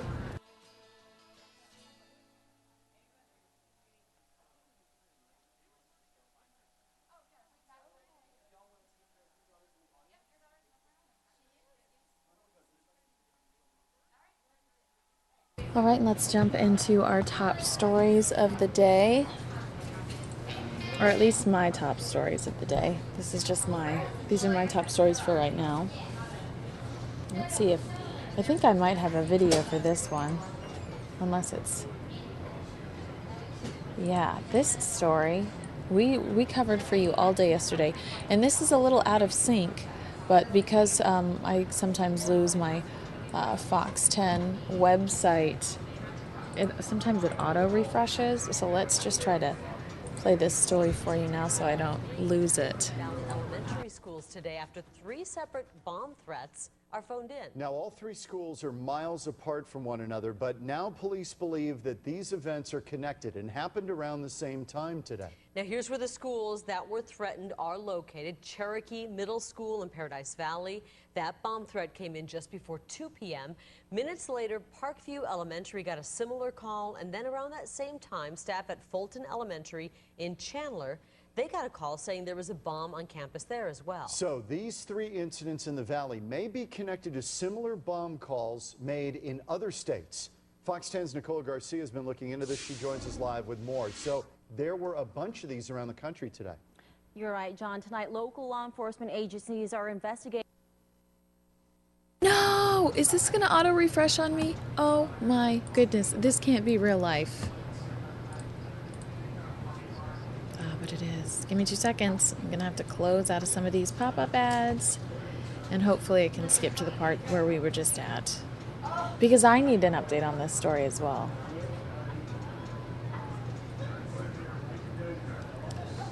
Hello? Oh, it's going to make me watch it. It's going to make me watch another ad. Just, typical Wednesday. Nothing says hump day like requiring me to watch multiple ads. All right, I'm gonna skip. What is this? Isn't even. This isn't even the right story, is it? All right, I'll take it. I'll take it. I'll take it. Not one, but 3 Valley schools receiving bomb threats yesterday afternoon. We've created a map for you, and we can show you the locations of these schools and of all 3 of them that received these threats. The first was at Cherokee Middle School. This is in the Paradise Valley School District. Minutes later, Parkview Elementary in Surprise, they received a similar call.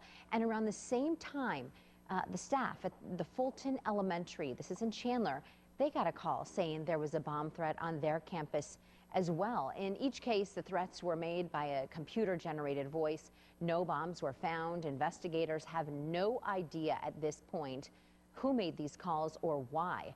There is also a report of a bomb threat made up in the high country in Flagstaff and similar threats in Ohio as well as Florida.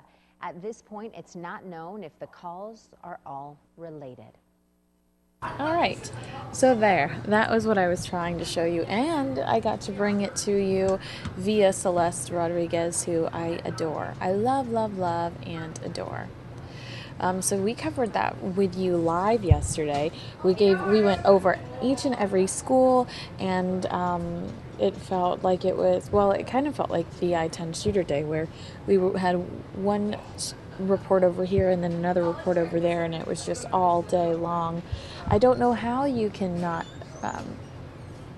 obviously assume that they're in some way connected, but that's the update.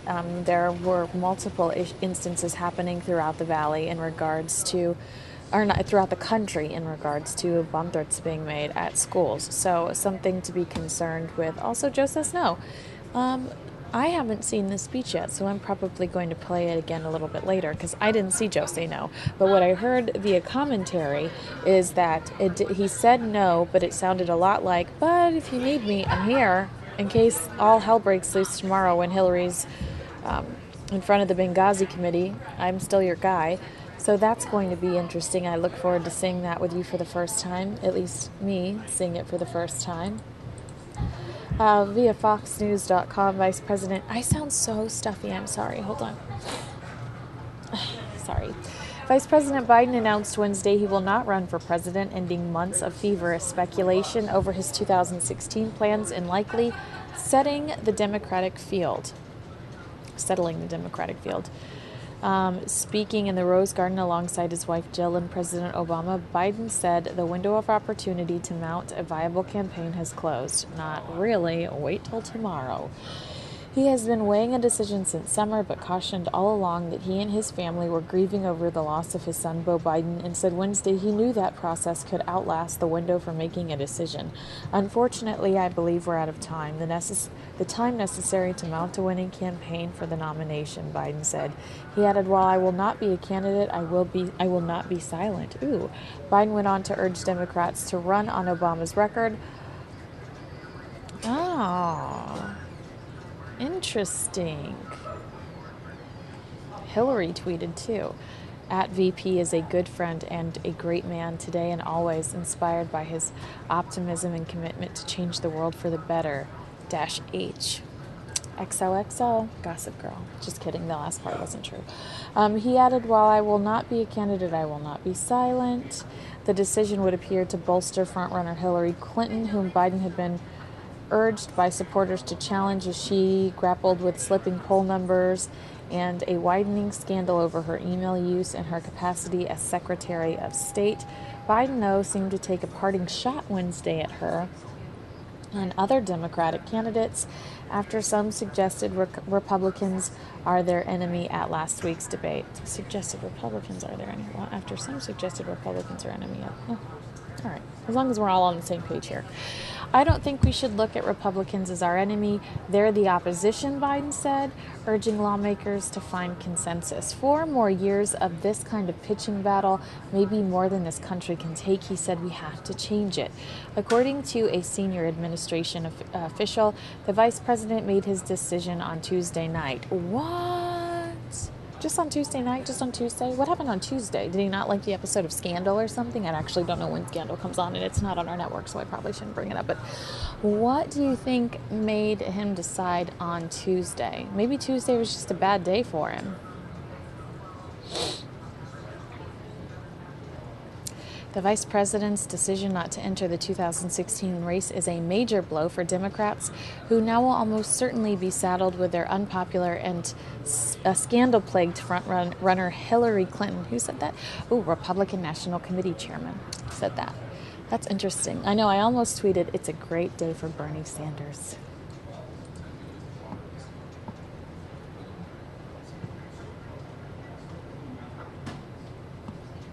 Oh, you guys don't even care. I'm talking to you. You guys don't even care. I'm looking at the chat room.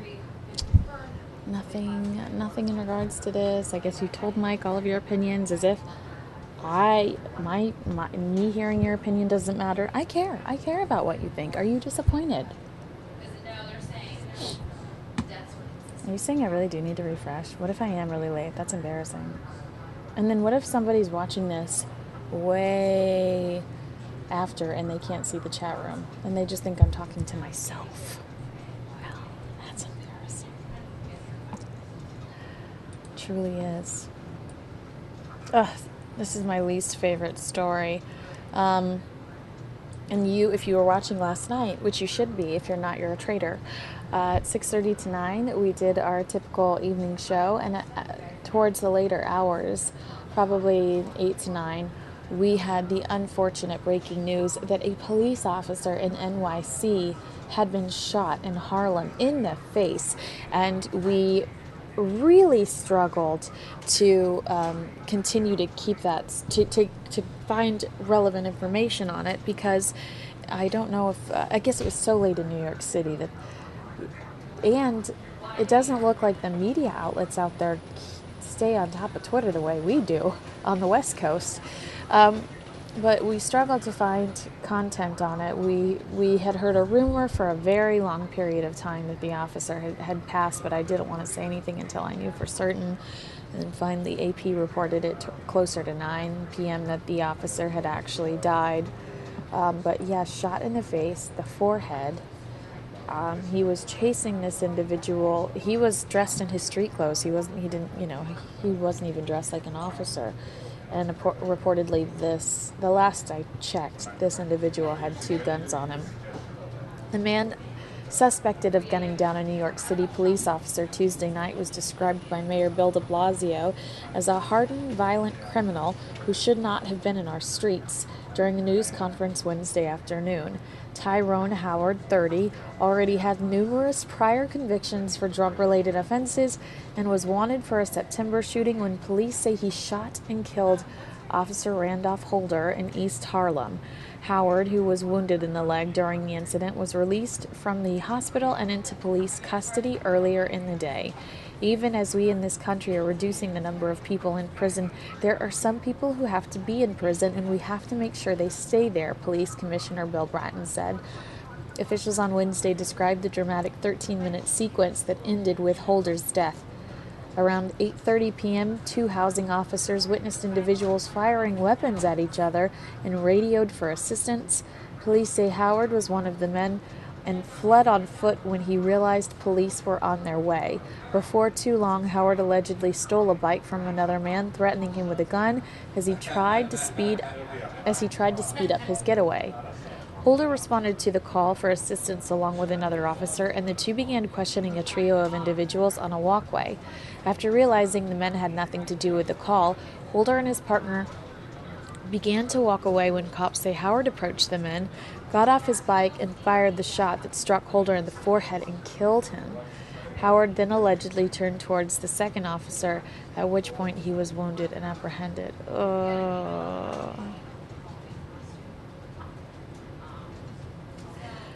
Bratton said that Howard will stand in a lineup later Wednesday for the bike robbery and shots fired charge, while cops continue to build a murder case against him. You know, I do believe Blue Lives Matter. We have some of those billboards around town, and I can't stress enough how much I agree with them. I thought that was such an unfortunate story to bring you. And there's your update on that. Glad they have the guy. Hope he goes away forever, says Dee. Over a bike, says Rachel. Agree with Mike. Sounded like Biden did not completely close the door on a run. Probably done that way in case something bad happens with the email investigation. Agreed. It's all very strategic. And when you go back and read in history books about how things came to fruition in these political chains, it's absolutely fascinating. And you are amazed at how strategic and manipulative and savvy some of these individuals are. It's like they build the Jenga tower and tear it down for other people.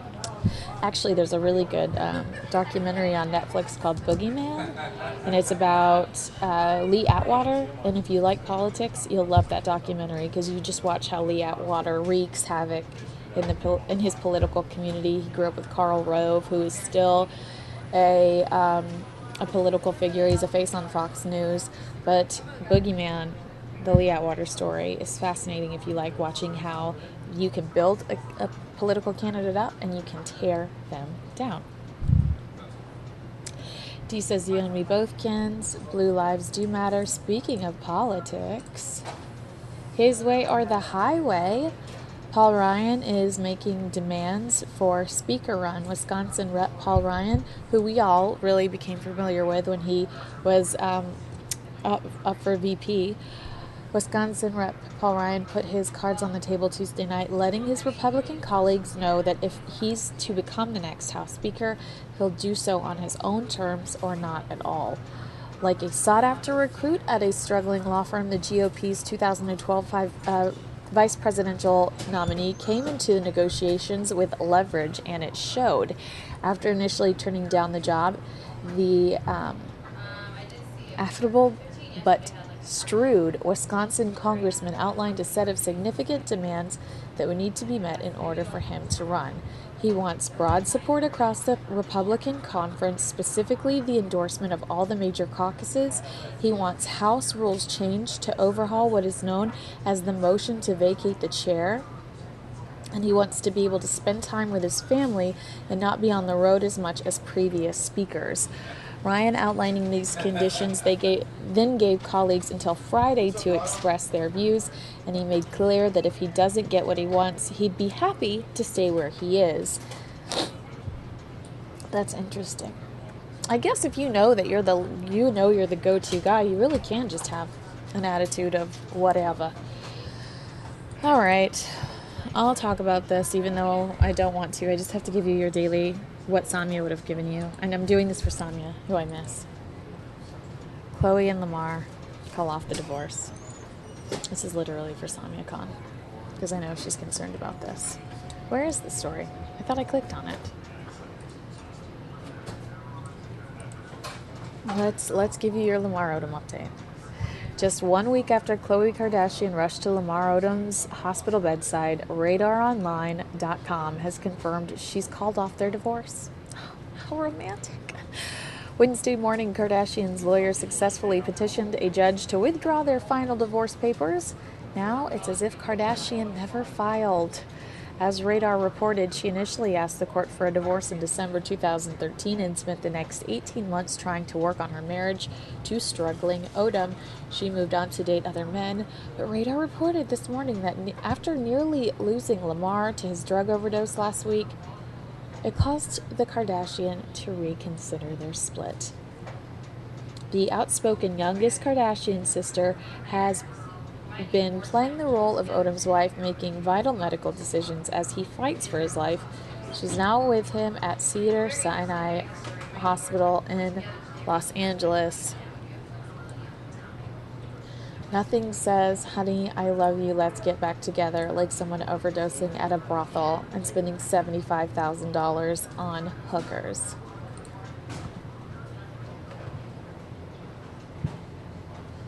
Rachel wants to be speaker. I think that's a good idea. It doesn't sound like they have many people offering to take the job, says Tree, in regards to Boehner's position. Isn't that the truth? Paul Ryan is not the right man for speaker. He needs to shut up and go home, says Dee. Very opinionated, and we like that about you. I think Paul Ryan's a nice guy. He seems to have a nice moral compass, but it's like, I really do feel like he doesn't want this position because of his attitude towards it, because he's so aggressively uninterested that he would make it so difficult for them to say yes. He almost wants them to come back and say no. Robert says she had a change of heart or felt sorry for him. I'm assuming that's in regards to Chloe. Yeah, I guess. I just care more about myself than to do that to myself. If somebody had, this guy is going to forever be associated with this scandal. Almost died because of this. You are now forever associated with this scandal. Almost died because this person did this. I would not be okay with that. I guess that the family does have a lot of scandal in their corner between O.J. Simpson and Ray J. But I would just be horrified if, and then, what if they have children and the children, were to see there was all this history? It's just so, why go there? Love yourself. That's what I have to say about that particular story. I really am sorry that I sound so sniffly. Hopefully by the afternoon I'll sound like a new woman. But you never know. You never know with me.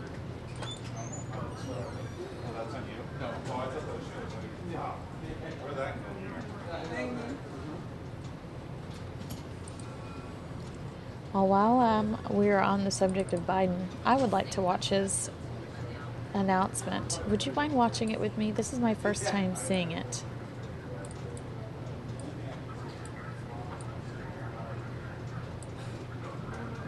And I'd be interested in knowing how that all unfolded. So let's head over in that direction now.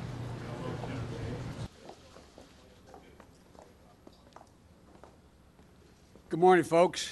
Please sit down. Mr. President, thank you for lending me the Rose Garden for a minute. It's a pretty nice place.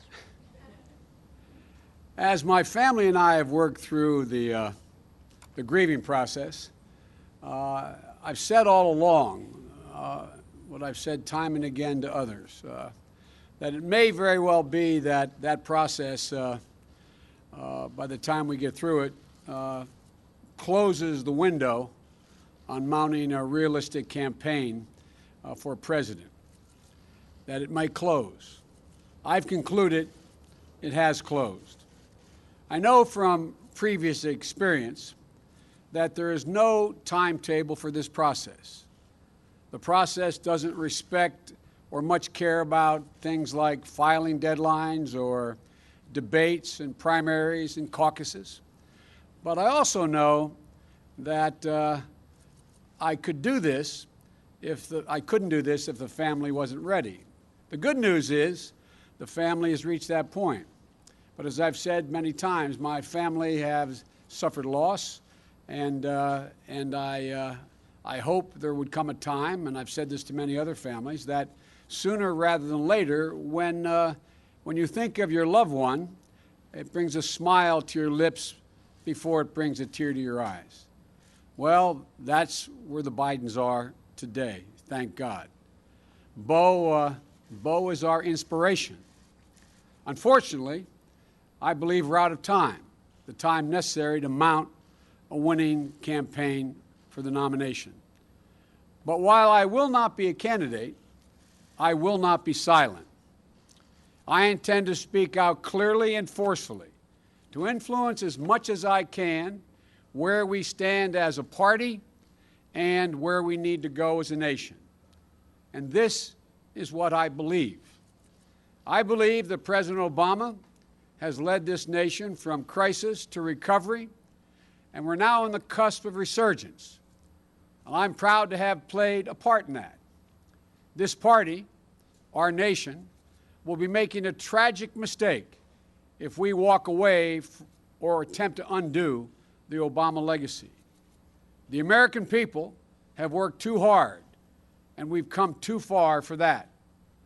Democrats should not only defend this record and protect this record, they should run on the record. We've got a lot of work to get done over the next 15 months, And there's a lot of the president, there's a lot that the president will have to get done. But let me be clear that we'll be building on a really solid foundation. But it all starts with giving the middle class a fighting chance.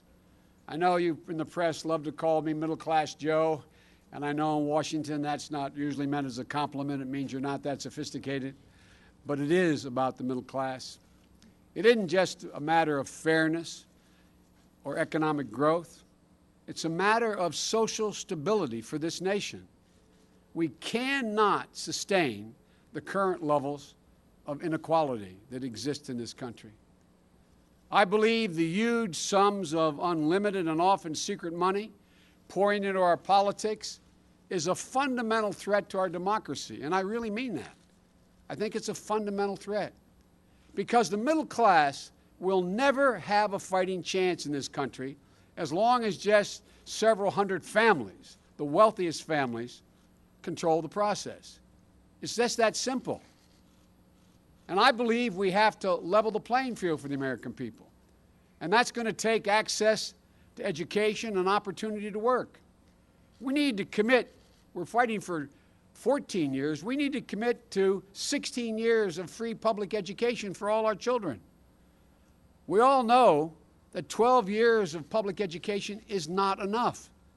As a nation, let's make the same commitment to a college education today that we made to a high school education 100 years ago. Children and child care is the one biggest barrier for working families.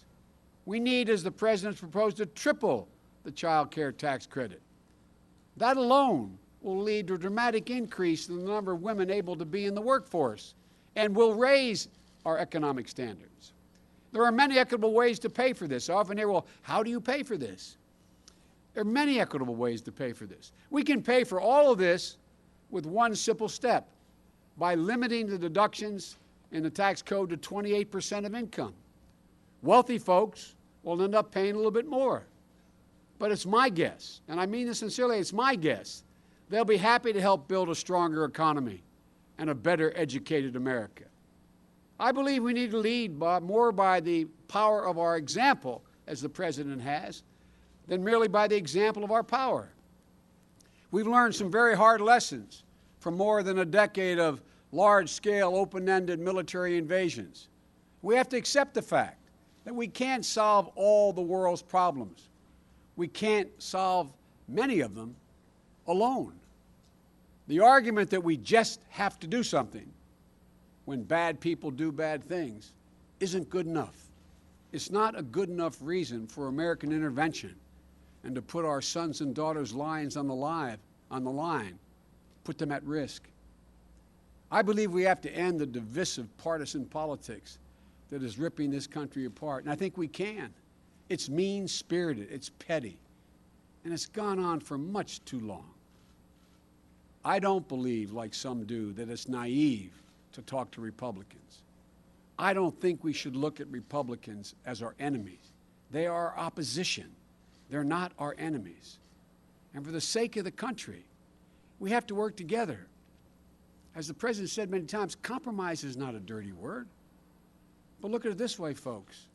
How does this country function without consensus? How can we move forward without being able to arrive at consensus? 4 more years of this kind of pitched battle may be more than this country can take. We have to change it. We have to change it. And I believe we need a moonshot in this country to cure cancer. It's personal. But I know we can do this. The President and I have already been working hard on increasing funding for research and development because there are so many breakthroughs just on the horizon in science and medicine. The things that are just about to happen. And we can make them real with an absolute national commitment to end cancer as we know it today.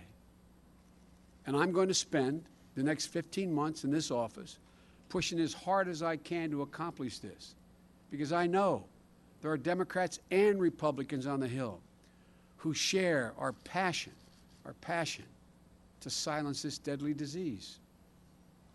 If I could be anything, I would have wanted to be the president that ended cancer, because it's possible. I also believe we need to keep moving forward in the arc of this nation toward justice. The rights of the LGBT community, immigration reform, equal pay for women, and protecting their safety from violence, rooting out institutional racism. At their core, every one of these things is about the same thing. It's about equality. It's about fairness. It's about respect. As my dad used to say, it's about affording every single person dignity. It's not complicated. Every single one of these issues is about dignity. And the ugly forces of hate and division, they won't let up. But they do not represent the American people. They do not represent the heart of this country. They represent a small fraction of the political elite. And the next president's going to have to take it on. Most of all, I believe there's unlimited possibilities for this country. I don't know how many of the White House staff and personnel have heard me say repeatedly that we are so much better positioned than any country in the world. We are I've been doing this for a long time. When I got elected as a 29-year-old kid, I was called the optimist. I am more optimistic about the possibilities, the incredible possibilities to leap forward than I have been any time in my career. And I believe to my core that there's no country on the face of the earth better positioned to lead the world in the 21st century than the United States of America. Washington, though, just has to begin to function again. Instead of being the problem, it has to become part of the solution again. We have to be one America again. And at our core, I've always believed that what sets America apart from every other nation is that we, ordinary Americans, believe in possibilities, unlimited possibilities. The possibilities for a kid growing up in a poor inner-city neighborhood, or a Spanish-speaking home, or a kid from Mayfield in Delaware, or Willow Grove in Pennsylvania like Jill and I. To be able to be anything we wanted to be, to do anything that we want. That's what we were both taught. That's what the president was taught. It was real. That's what I grew up believing. And you know, it's always been true in this country. And if we ever lose that, we've lost something very special. We'll have lost the very soul of this country. When I was growing up, my parents, in tough times, looked at me and would say to me and my brothers and sister, "Honey, it's going to be okay." And they meant it. They meant it. It was going to be okay. But some of you who cover me, I say, go back to your old neighborhoods. Talk to your contemporaries who aren't as successful as you've been. There are too many people in America today, too many parents who don't believe they can look their kid in the eye and say with certitude, "Honey, it's going to be okay." That's what we need to change. It's not complicated. That will be the true measure of our success. And we'll not have met it until every parent out there can look at their kid in tough times and say, "Honey, it's going to be okay," and mean it. That's our responsibility. And I believe it's totally within our power. The nation has done it before in difficult times. I've had the very great good fortune and privilege of being in public service most of my adult life, since I've been 25 years old. And through personal triumphs and tragedies, my entire family, my son Bo, my son Hunter, my daughter Ashley, Jill, our whole family. And this sounds corny, but we found purpose in public life. We found purpose in public life. So we intend, the whole family, not just me. We intend to spend the next 15 months fighting for what we've always cared about, what my family's always cared about, with every ounce of our being, and working alongside the President and members of Congress and our future nominee. I am absolutely certain we are fully capable of accomplishing extraordinary things. We can do this. And when we do, America won't just win the future. We will own the finish line. Thank you for all being so gracious to Jill and me for the last 6 or 8 months and for our whole career for that matter. But I'm telling you, we can do so much more. And I'm looking forward to continuing to work with this man to get it done. Thank you, brother. Thank you all very much.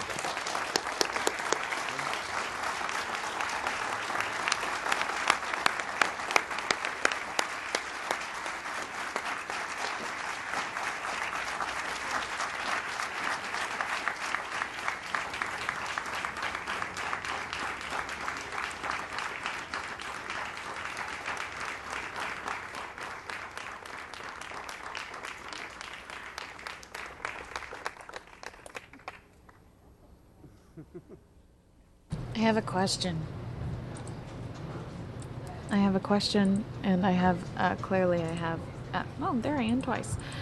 I have a question, and clearly I have some allergy problems in addition to my question. Reading comments in the chat room, I see Tree says maybe in China, and I cannot read the word China right now without having Donald Trump voice in my head. So my question to you is, do you feel the same way? Probably not Tree, because Tree wrote it, and Tree has a good point. Maybe in China, but this isn't abnormal. It's more abnormal that he's a VP that isn't running. He is there for a lot of speeches that Biden makes. But I'm thinking, I've got Trump on the brain. And we're bringing you Trump's speech on Friday. I believe he's going to be in Miami. And I feel like we're seeing a lot of him lately. We're going to be seeing a lot of Hillary tomorrow during the Benghazi interviews.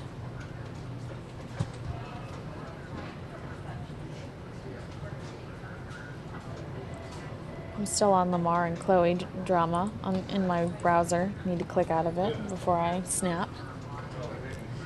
We've got 4 minutes until I head into the editorial meeting.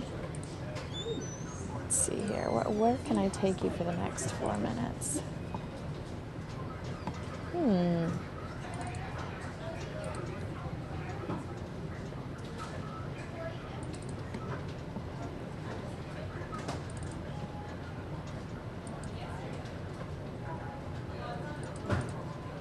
Let's go here. Let's give you this update. This was a horrible update. This is Steve Kraft. Shocked everyone, saddened people from across the country.